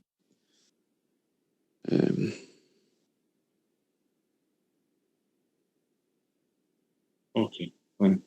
So I need 2 components, one for each box and one for all of them. Yeah. Okay. Fine. I bet. So that's all from my side. Cool, awesome. Shouldn't take so too long to fix those things. It's fairly small things. So. And can we merge John's PR? No, I prefer if we get this stuff fixed first, because otherwise we'll struggle with, especially with the responsive stuff. Oh, but that's I thought it was Amir speaking. I thought it was Amir's speaking. But yes. Of course. If everybody finished, I would show the map marker component. Yeah, sure. Let's have a look at that. Yes. And I would also like to hear how was the game mode choice component with Swati and Priyanka. Have you done? Yes, I was going to ask you, Daniel, that if everybody is done, I am going to show you that it is ready.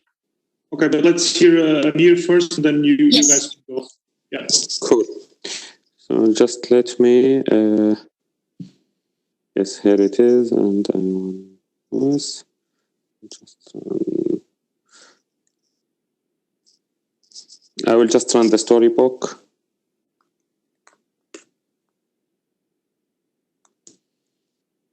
Yes, and in the meanwhile, I will show you the component. Here I made this component. I import leaflet, map, tile, layout, marker, pop-up. And I import the icon from the design that Ghofran he made for the marker icon. And I made here class, map circle marker, component. Yes. It's just right here. Yes. Here is the Ingheo, and now it's take the current position. And when it's take the current position, this circle marker, it will show up. But I have 2 issues now.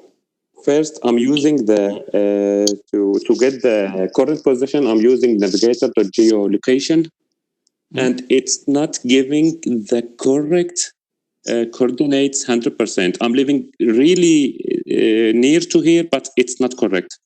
I'm living here, for example, and it takes the coordinates from here. Okay, so you're testing on your computer, right? Yes, everything is a computer. Yeah. So the way a computer works with like the location API is that it kind of like has different layers, and I don't know if it's the same on Mac and Windows, but I know at least on Mac, especially if you have an iPhone, they're really good at detecting that you have your phone nearby, and then they will actually use your GPS on the phone. Yes. But if it cannot find that you have a phone or something like that around, then it will resort to using your IP address, and your IP address is not very accurate. So what you need to think here is that the participants who are using this are going to be using this on their phones directly. So that would mean that we'll access directly to the GPS. So you don't really need to worry about that. So there is no problem with this.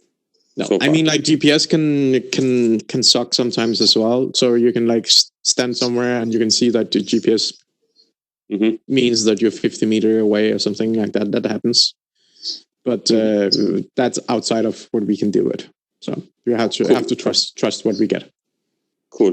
So now the next thing I have to do, this circle marker, it shouldn't be shown until we are close to that task or the trigger or the question.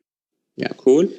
But what we just discussed, I don't know, how does your component breakdown look like? Yes, I will show you now. Here's the component. Because most likely this is still a dumb component. So I would think that component is just a matter of making the component so it can be turned on and off. And then we have some logic outside of this that will go in and figure out, oh, now he's nearby, so let's turn on this component. Okay. I think so, but let's have a quick look at how it's structured right now. Yes, if I want to explain about the structure, I'm using this component will unmount because I got leaking in the memory. So I'm using this when it's taking the current location. Okay, it would actually be nice if you can rewrite this stuff to functional style. I can see you've done quite a lot, so it might be a little more difficult also like when you have unmounts, but it's definitely a good exercise to figure out how to do that because people will expect you to see you do functional React components.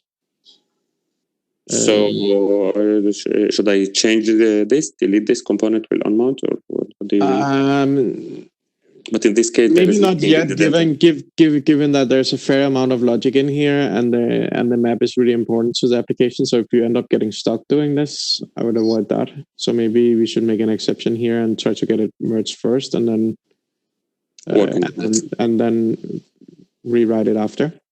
Maybe put a to-do in this file. You can do that. So you can make a comment and you can write to-do : and then just write remember to refactor to functional component. Okay. So when you do that, you can go in VS Code and you can get a list of all the to-dos in the project, and then you can like get a quick overview like that. Cool. Should I go on? Yeah. Yes. And I'm using component did mount to get the navigator geolocation. And this function is take 3 params when it's success, failure, and the option. And I have set the success and the failure with the option. This is option with high accurate, if it's possible. Okay. To get from the satellites. And here is the function geo success. It will take the position from the here navigator, and then it will just give me latitude and longitude. Cool. And I wrote this also when we have an error, and after that I'm rendering the map. I'm giving a position where it will just take it from the state. After geo success, it's activated and ready move. I didn't see. Did you geo success? Is that writing to the state? Yes, this is the state ready and zoom and error. And where do you have your set state? Okay, it's here inside the component. Yeah, I see. Yes. Yes, cool. It's this dotted state. So already it's yes. And inside the geo success, and also I have set state to change the ready to true. In this case, I will have the longitude and latitude from the state. Here I define the position with the state. It will take information from state. If the geo success it's working, it will take the current position. If it's fail, it will take hacker future location. Yeah. So I just preview, and after that I'm rendering now the map with tile layer. All the information. I put the marker, and after the marker, I put the circle. Okay. I put this if statement after that. Okay, it's good that we took a look at your code now, because now I kind of changed my mind a little bit about what I said about state. the way it is right now, the component you're looking at now, Mm-hmm. map circle marker, Mm-hmm. that one is getting the location. Current location. Yeah, from the browser Yes. API, right? Yes. Is this a DOM component or is it a container function? Is this one more time? Is it a DOM component? Is it just like a functional stateless component, or is it a container component, a stateful component? Container component. Yeah.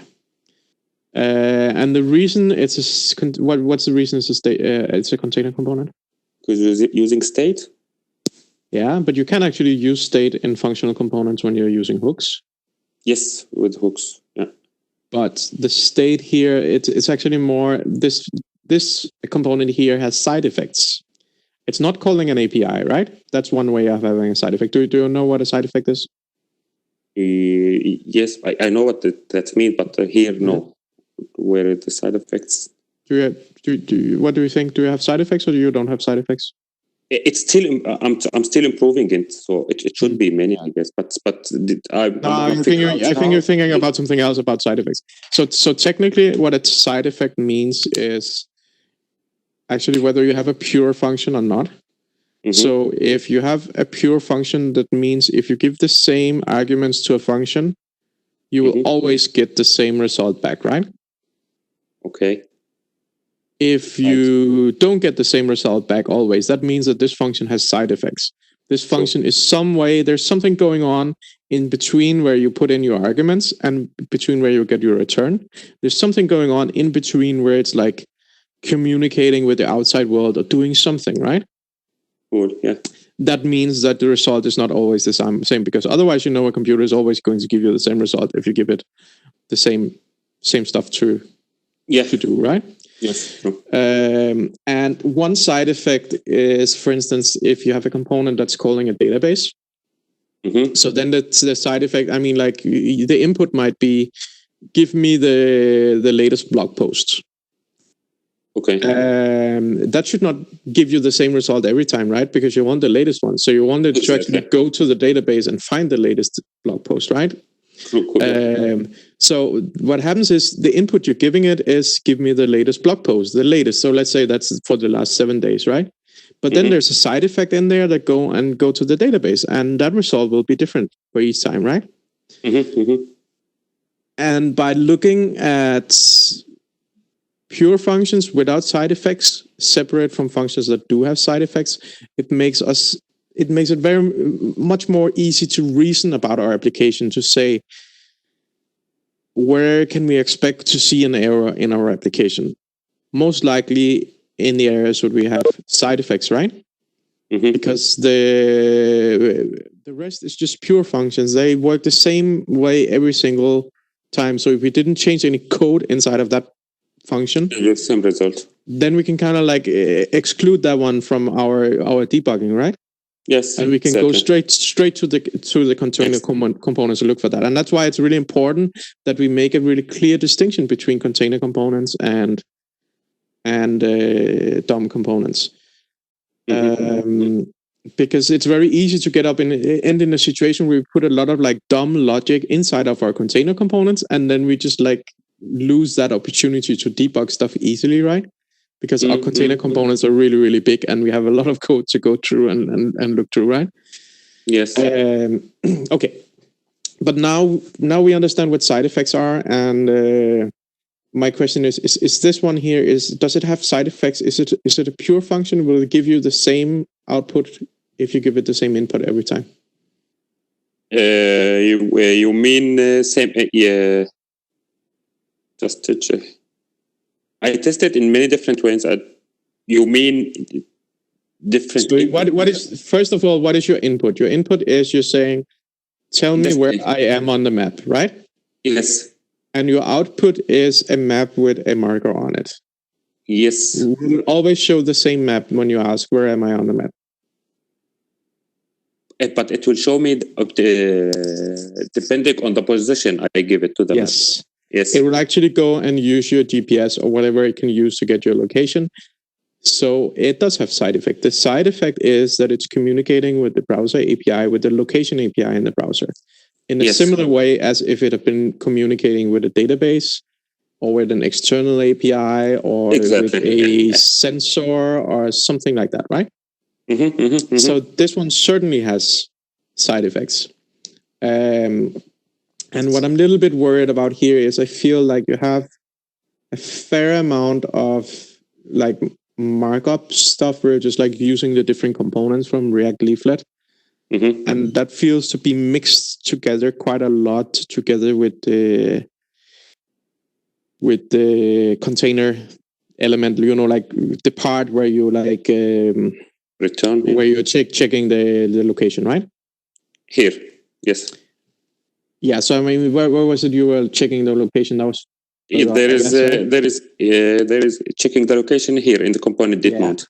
Yes. So what I would consider is maybe having a container component above this one that only has the job of getting your geolocation. And if you have that in a separate component where there's like basically no markup at all, except that you're then going to have like inside that one will just render a map component, which will then be a DOM component. Then you could take all of this stuff here and put it inside a DOM component. And that DOM component will just like get some coordinates. Here I am, like, and every time you put in, I mean, like if you think about that, then before we were asking, where am I on a map?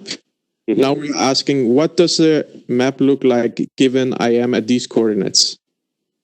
And the latter one, we can make that as a pure function, right? Because if we have the coordinates, we can always show the same map, right? Yes, that's correct. But we have already a map component that is someone else. I also thought it was a little interesting that you called the component map circle marker, because I guess this one is also showing the map. Or what? How does that work? I see a component there called map. Okay, yes. So I come here. So maybe there's also something about the components not being structured so well. This is it. Yeah. And when you take map marker components? So that's essentially... It's now it's changed the location. First, it just took the location. I gave it in the state. After that, when he fetched the API, it took my current place, but it's not accurate. And that's make me crazy. It's about 200 meter difference, or maybe more.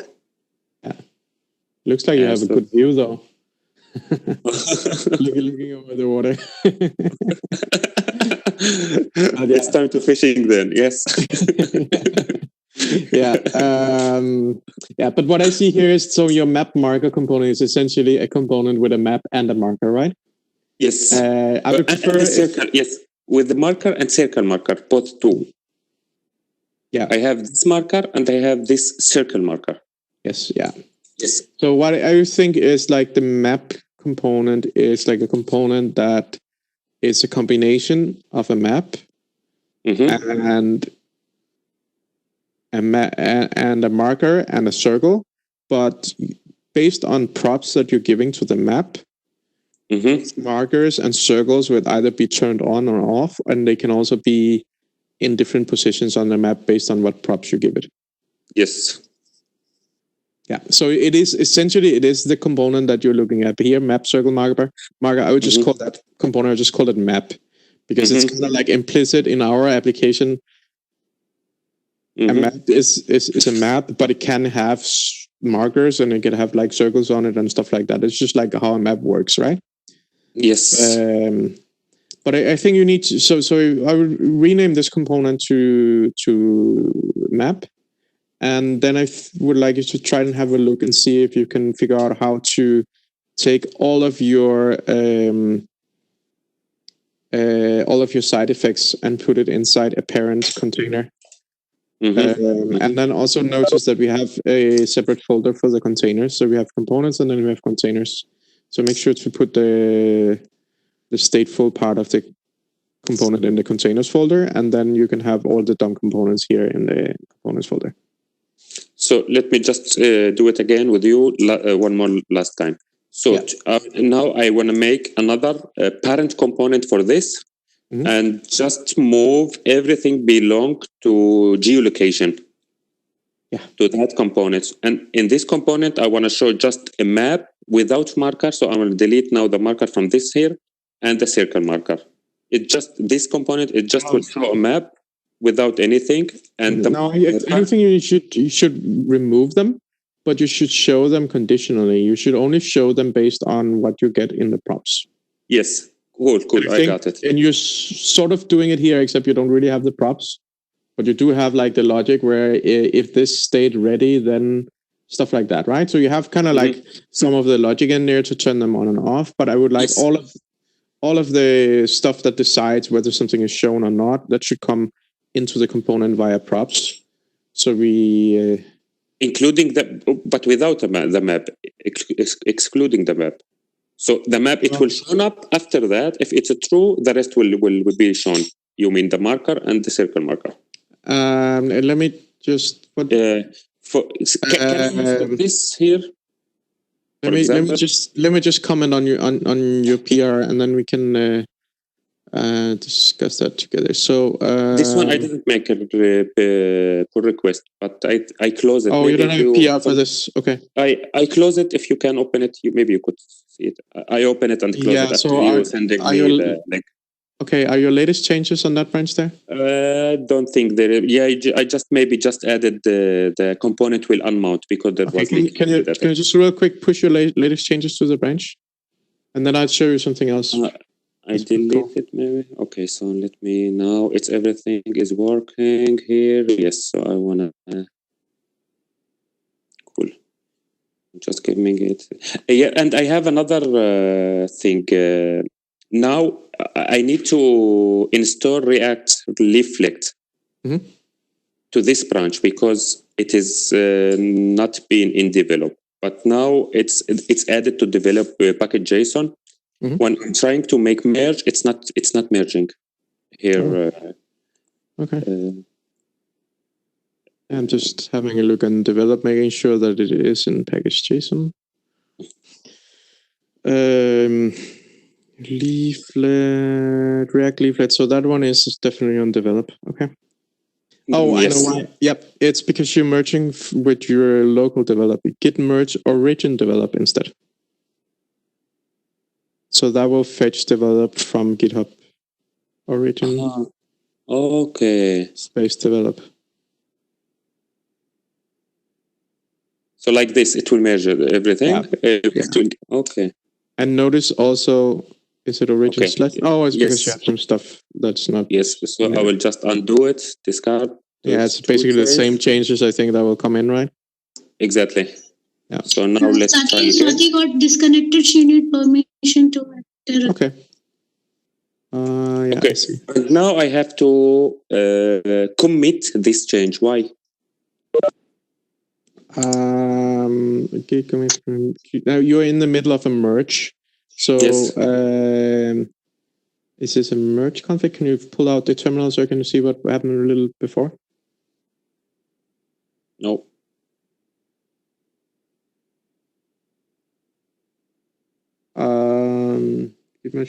Waiting for your editor to close the file. Huh. Which file? I don't know. This is the only editor I have. Let me check this. I mean, like, try to close the map circle marker and then just get run merge again. I don't think so, but I mean. Yes, please commit. You have not concluded your merge, so you're in the middle of a merge. Oh, that's because before, so already your local changes to follow file will be overridden by a merge. Please commit your changes to testing. I think that puts you inside a merge. Let's do git status. And then if you scroll up a little bit, it should tell you that you're in the middle of a merge. And this is the git status here. On a branch, on this branch, all conflicts. The funny thing is that it's not telling you that there are any merge conflicts. No, there isn't, and it happened. Okay, but you are in the middle of a merge, so just to git commit, and since this is a part of a merge commit, you don't have to do the M. It should just make the merge message for you.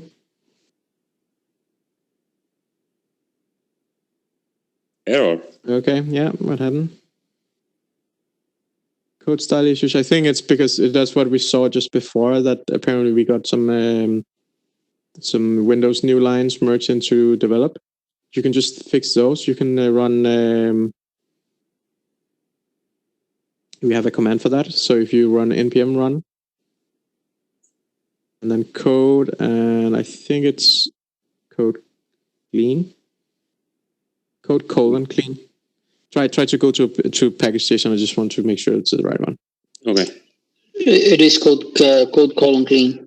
Yeah, and do you have to run it with the fix, or is it automatically being? No, just run the code clean. Okay. Cool. Yeah. No, Code it's not / it's colon. Yeah. Yeah. Come on. Yeah. Like this. npm run code clean. Yes. Yeah. Yep. So that's the same as going in every single file and saving your file to get it reformatted. Oh my God, what's going on? Cool. Yeah, it's merged, but there is just one. It's still, no, there is 23. There's still 23. What's going on? It's reformatted a bunch of files for you. Yeah. But I think it should be fine. Anyhow, I'll have a look at the changes that you have in the PI. Anyway. Before you do anything, do an npm run code check. Yeah. npm run code column. Check. Yeah, that's a really good idea, because then this is doing exactly the same as happens when you try to commit, right? Mm-hmm. So if you're in doubt whether you can actually commit, you can always run this one to test, and you can. So that's good. You can run git commit again.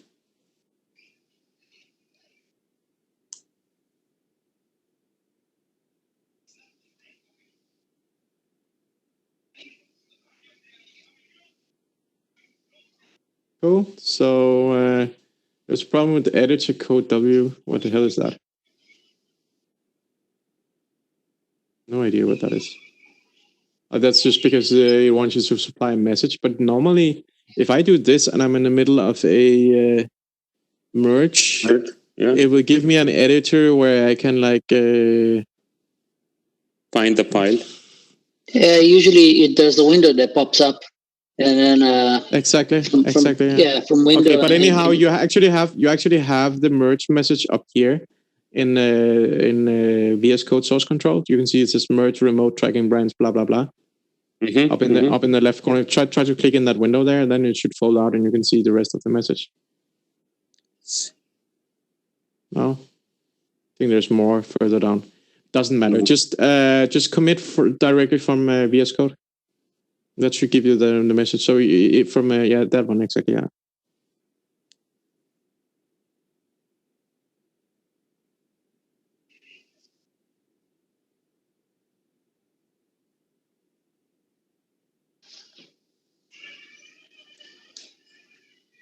Okay. Cool. Push.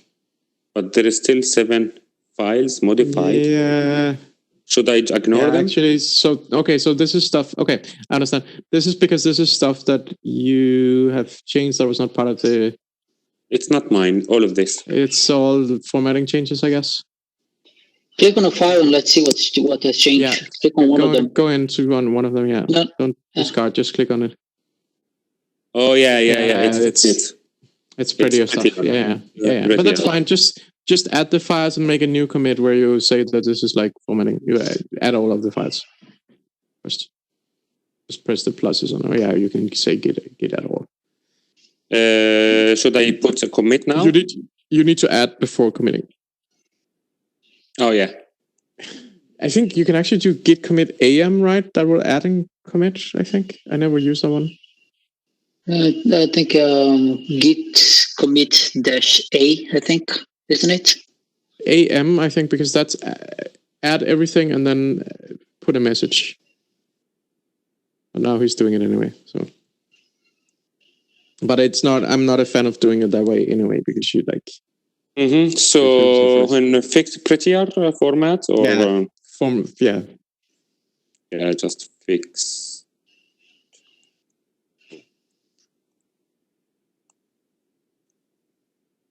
No, it's not like this.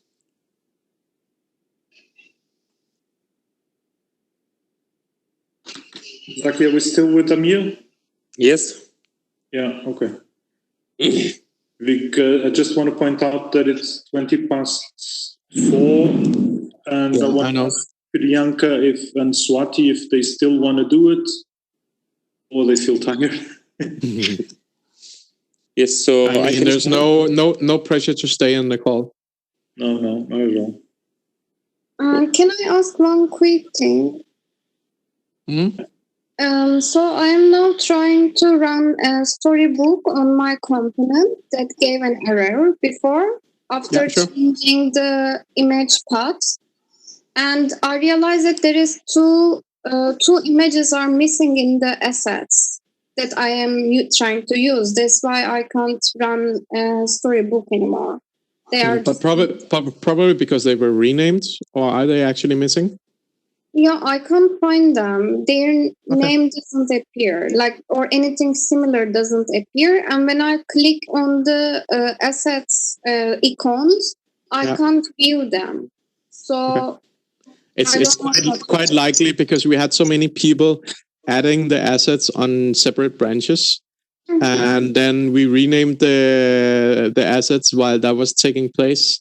And renaming actually means in terms of Git, when you rename it a file, that means delete a file and create a new file with the same content somewhere else. But Git cannot really tell that you just renamed it. So quite easily, if you get merge conflicts with renaming, you can actually lose files because Git thinks, oh, so they just want to delete a file. Yeah. It might be best to just add those files again. Okay. Yeah, so here I actually want, exactly, do a draft pull request, exactly, yeah. I want to say one thing, Zaki, here, because there are few files who were .png, who were with .png extension, and now they are SVG. So maybe she is searching for PNG files and they are now SVG. So could be. I looked at it and actually one of them is changed to SVG file, and I edited that one, but there is I can't find the profile icon and home icon. There is error. They are now SVG. You need to import them. Yeah, but I'm importing them already, but the name doesn't exist, or I can't see the file anymore. I can't find them. Yeah. Basically, so I can stop sharing my screen if someone else wanna. I'm almost done. I'm just gonna push this to, and then we can discuss about it with comments.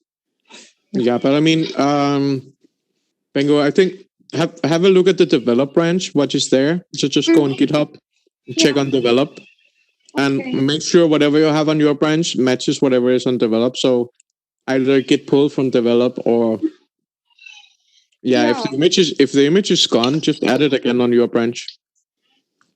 I just run the developed and it's there's no problem there to run the storybook. The other thing is also when you're renaming stuff with files on the Mac on GitHub, you have to rename like on the terminal, like you're renaming files on the terminal, like MV, file MV, old name, new name, sort of thing. Because otherwise, if you try to just rename on VS Code and rename the file, it's just going to mess up. I think there's something on the Git folder, tracking folder, that it doesn't recognize that. No, the main problem is that macOS is not case sensitive.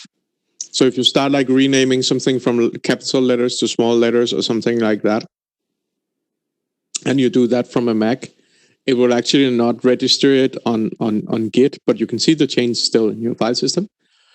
And that can cause some problems. But if you're not changing between changing the casing of a file name, then it's okay to just do it in VS Code. But it's true, actually, you should probably get used to always using git mv to rename files in a Git repository. That's probably a really good habit to have.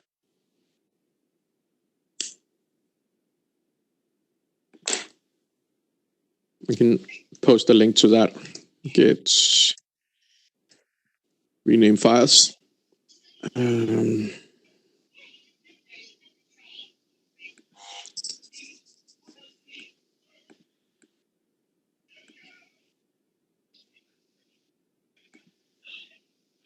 Yeah, just posted a link on Slack. Okay. Emma, what was it we were on to? It was, I just the place to write comments to your PR, I think. No, it's still now checking. Yeah, sure. No, but why was it we were pushing it? It was because I wanted to see a PR, right? Yes, you use it. Or was it just because I wanted a place to write, or was it because I wanted to see it and to write something that I can follow and make a parent component and the hooks things that with some shortcuts about maybe if you also can through me documentation or something could help, it would be great. And as before that when you mentioned the project in class 9, it was helpful. So yes, cool. Everything come in your mind, just give it to me. Cool. I will. Cool. So I'm finished. Yes. Anyone else wanna? So it's ready now for everyone in the class. If he wanna take a review or put some comments. Now I made draft. So it's just the first version of it, and it will be changed many times after that. So sure. I would be glad if anyone puts reviews. So or work with me on it. Yes. Thank you, Zaki. I will give the mic for the next. Yeah, I want to. I wanted to talk about issue number 62, which was assigned to me and Swati, and I will share my screen now. Do we have a PR for that one, or you're not ready with a PR yet, or? I am done with my work, but I am having some these issues which everybody is having right now. Those files who were not done with Pretty and was uploaded, and now they are asking to merge, and they got modified when I run code clean, and now they. If I upload my file now, so it will share. It will share my repo, the same component, my component and that component, because it got modified when I did code clean. So I don't know. I'm waiting if somebody will do that.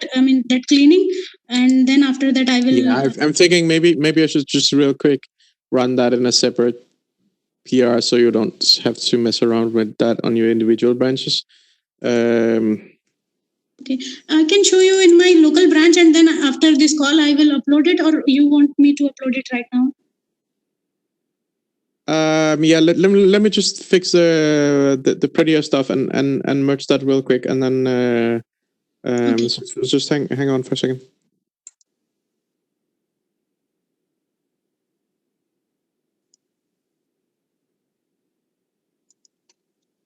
Oh.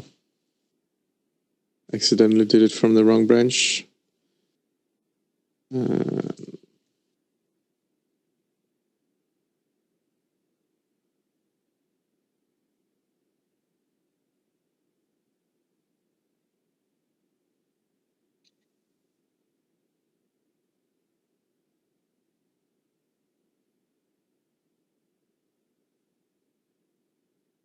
It is very interesting, Zaki. How did you guys check the code while we upload through GitHub? Yeah, you mean all the checks that are running on GitHub with like automatic checks? Yeah, automatic, and it is very very modern thing. Yeah, to see that it checking itself. You can see on the and check our code line by line. It is self-checking itself that everything is. It's definitely not checking everything. But like we try to add stuff as we need it. If you're curious, you can have a look at the .github folder in the repository, and there's something called workflows in there, and there's like the different jobs that are running, and you can see like what commands it's running and stuff like that. And It's a part of the project. so right now on develop, there's actually some ESLint errors that I need to fix. I see. No, damn it. That's because I have some old stuff where it's like, check out branch to remote. No, reset.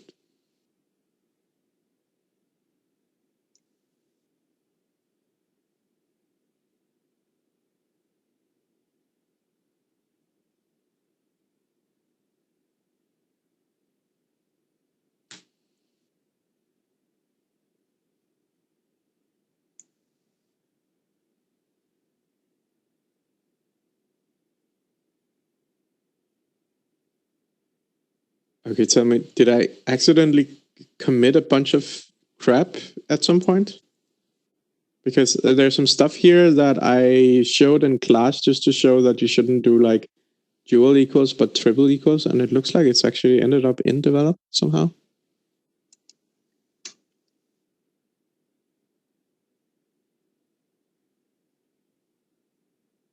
That's your fault. I mean, I'm the only one who can like bypass stuff and merge stuff. Oh, the other mentors can as well, right? But well, I can't too, but I try not to. I try not to. And I mean, like every time I'm like, this stuff is safe, then I mess up.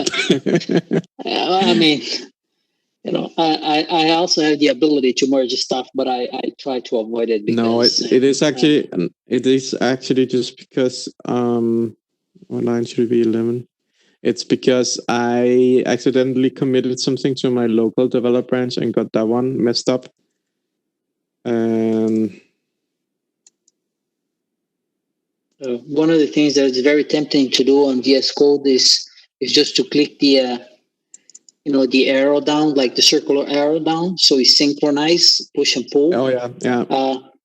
And I've clicked that stuff on like things that I shouldn't have done it. So because it's just easy, it's just one click. Yeah.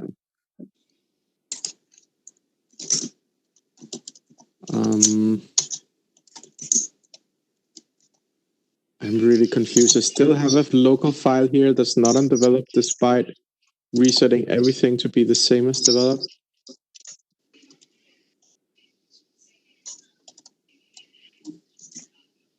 What file is that? Oh, no. Okay, I know why.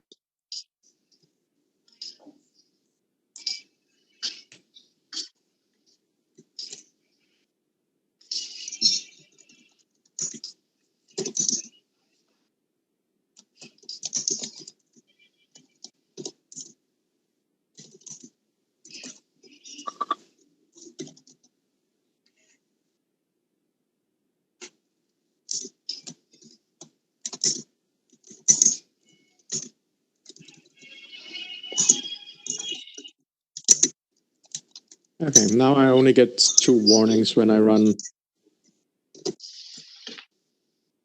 ESLint, and then I need to run the, yeah.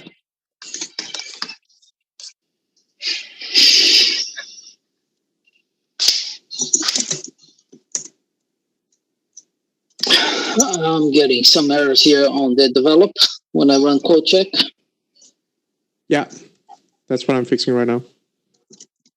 Celebration, final message, results message, modal window.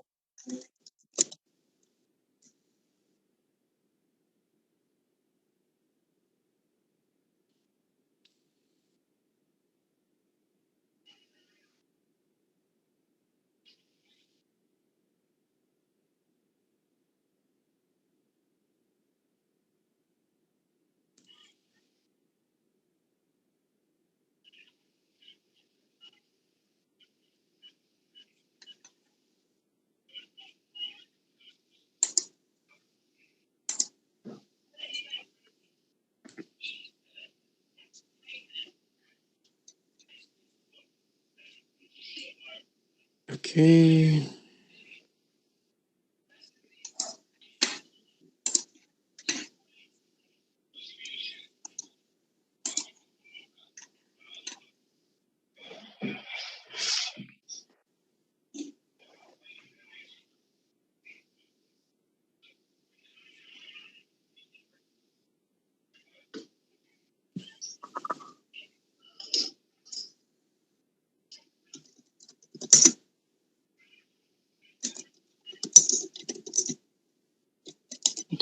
Components, results, auto window.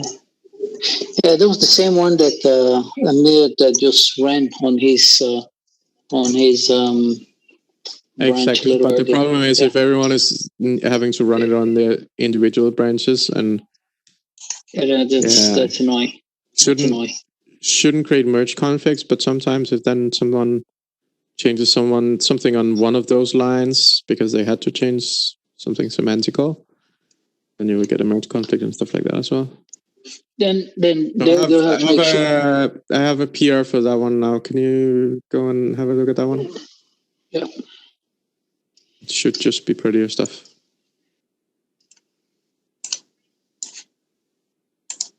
Prettier fixes.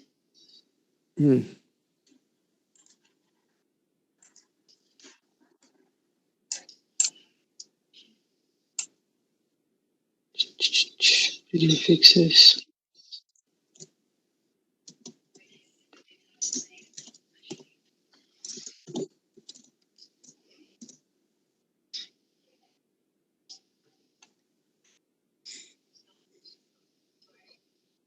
Just approved it. Yeah, I see.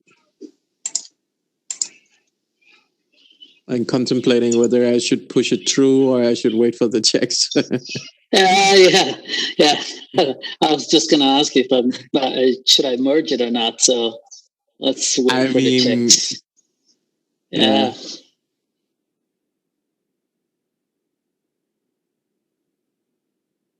Yeah, we'll just wait for that. Okay. Yeah, but Priyanka, you had another question or what? Just make sure that everybody actually merged the develop branch so they don't run into this Sure. when they check out their branch. Just merge develop so you get this update here. Yeah, absolutely. Yes. I was only asking about that. You were saying that I can find jobs which are running, which do the checking, which make checking happens on the GitHub when we upload our code. Yeah. So my next question was that is it a setting which you did with project, or is it a GitHub setting? It's a GitHub feature. So the way it is, I can just show a little bit of it.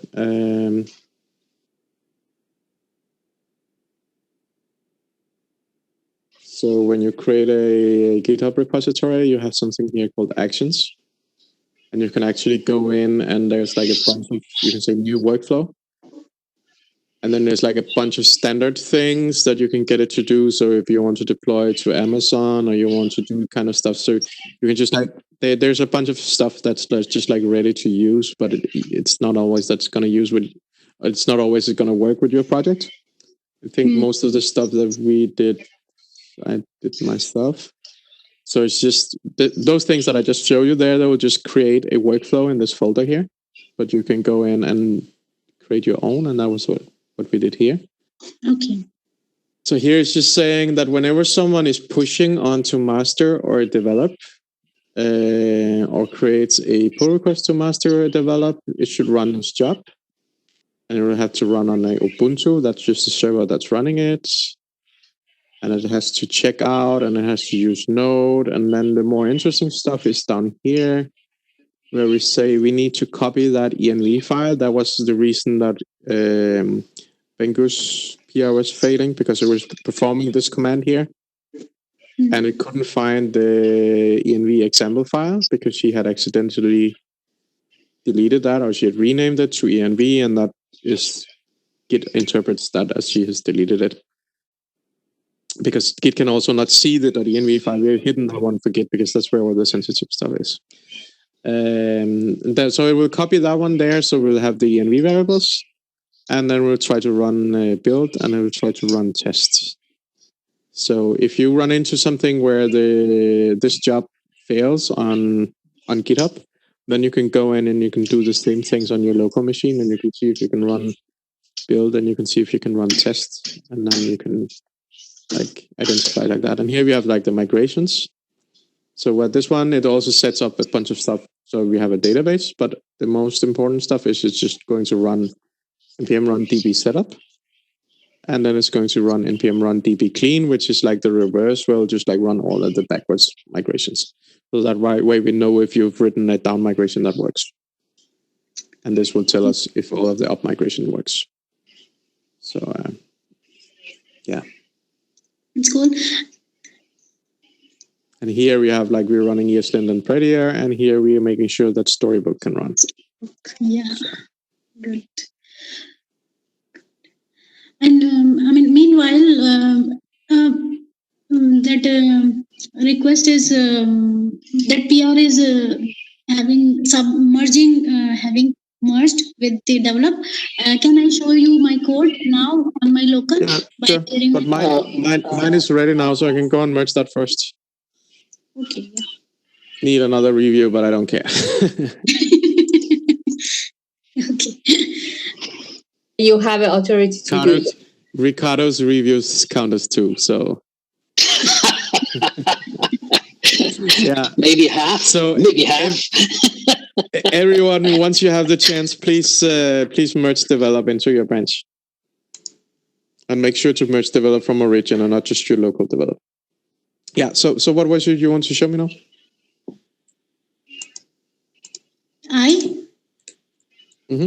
Me that my component which I built. Yeah. Okay. You want to take over the screen or? Yes, I want to share.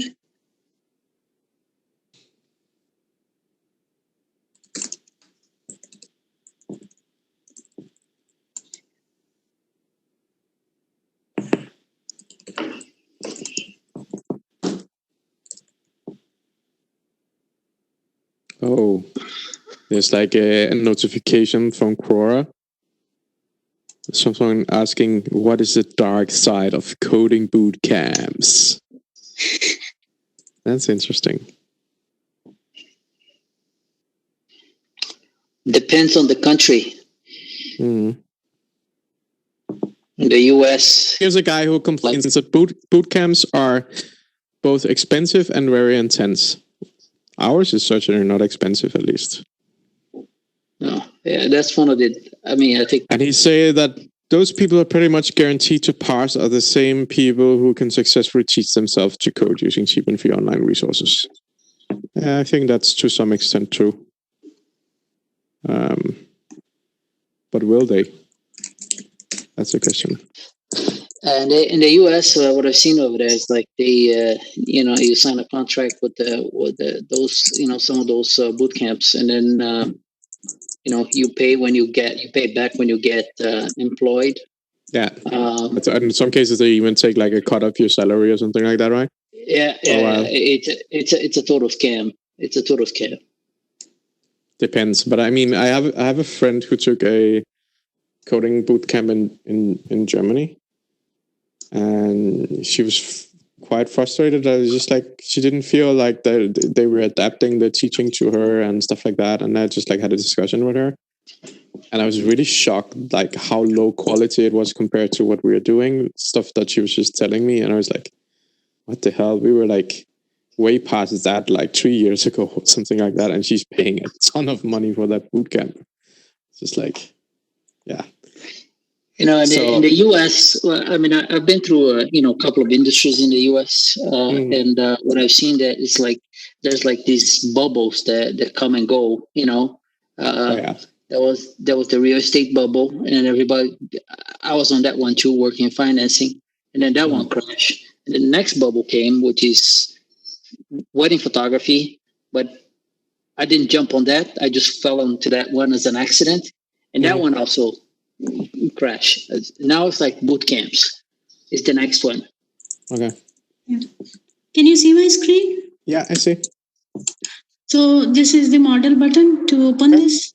And when I click it, and I created knobs for that, and we can add it. And one time Daniel told me to check it for responsiveness because it shouldn't break when Yeah, that's great. That's beautiful. Especially when once you're on a mobile screen, you don't have as much space as you think. So, but it looks nice. Yes, so with everything, it doesn't break, and I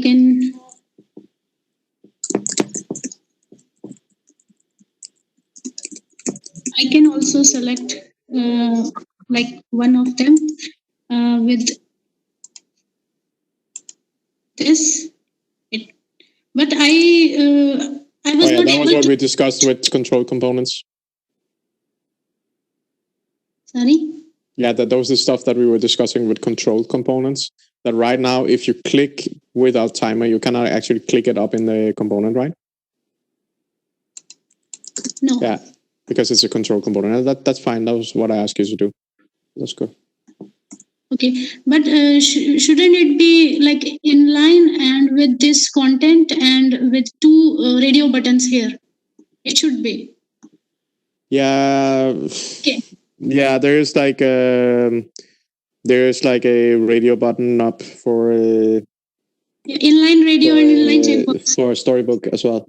But I mean, don't spend so much time on that. You build. It looks like you built a component and it works the way it's supposed to. So that's great. How about questions with checkboxes, like multiple answers?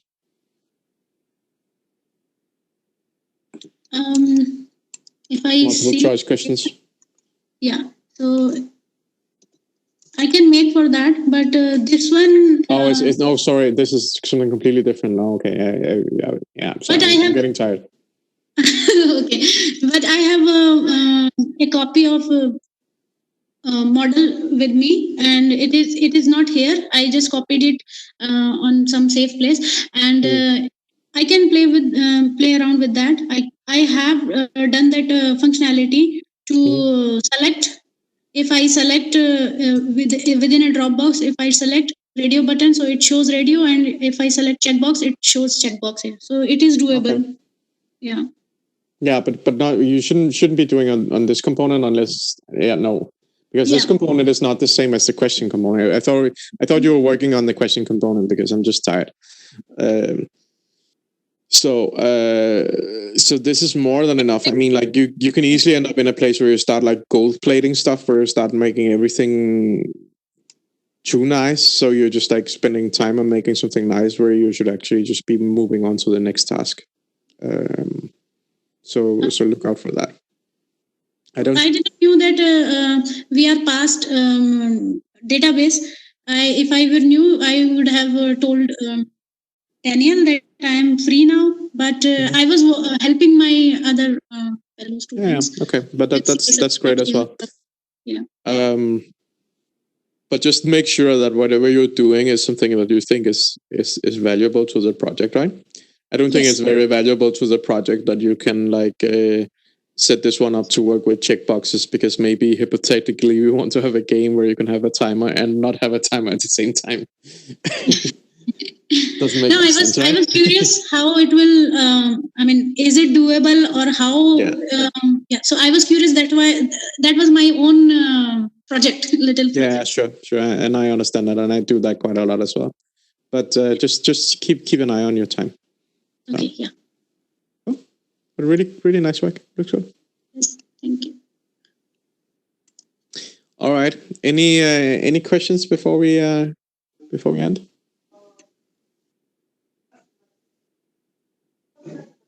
Okay, let's call it a day. I'm getting pretty tired as well now. So yes, we have always a question. It will never end, but it's time to chill and relax. And I have, and everyone I think have many questions, but it was a really good session. Slack, that's why we have Slack, all of us. So let's use it. Cool. Good. Thank you for today, and thank you to everyone who is sticking around. So, thank you, everyone. Have a nice week ahead. Yeah, you too. Take care. Yes. See you. Bye-bye. Yes.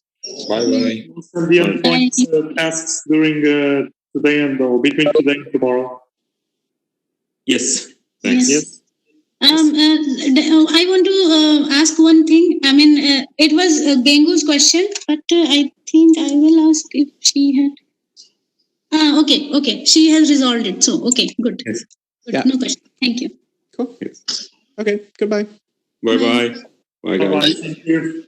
Bye. Bye. Thanks for the. Nice time.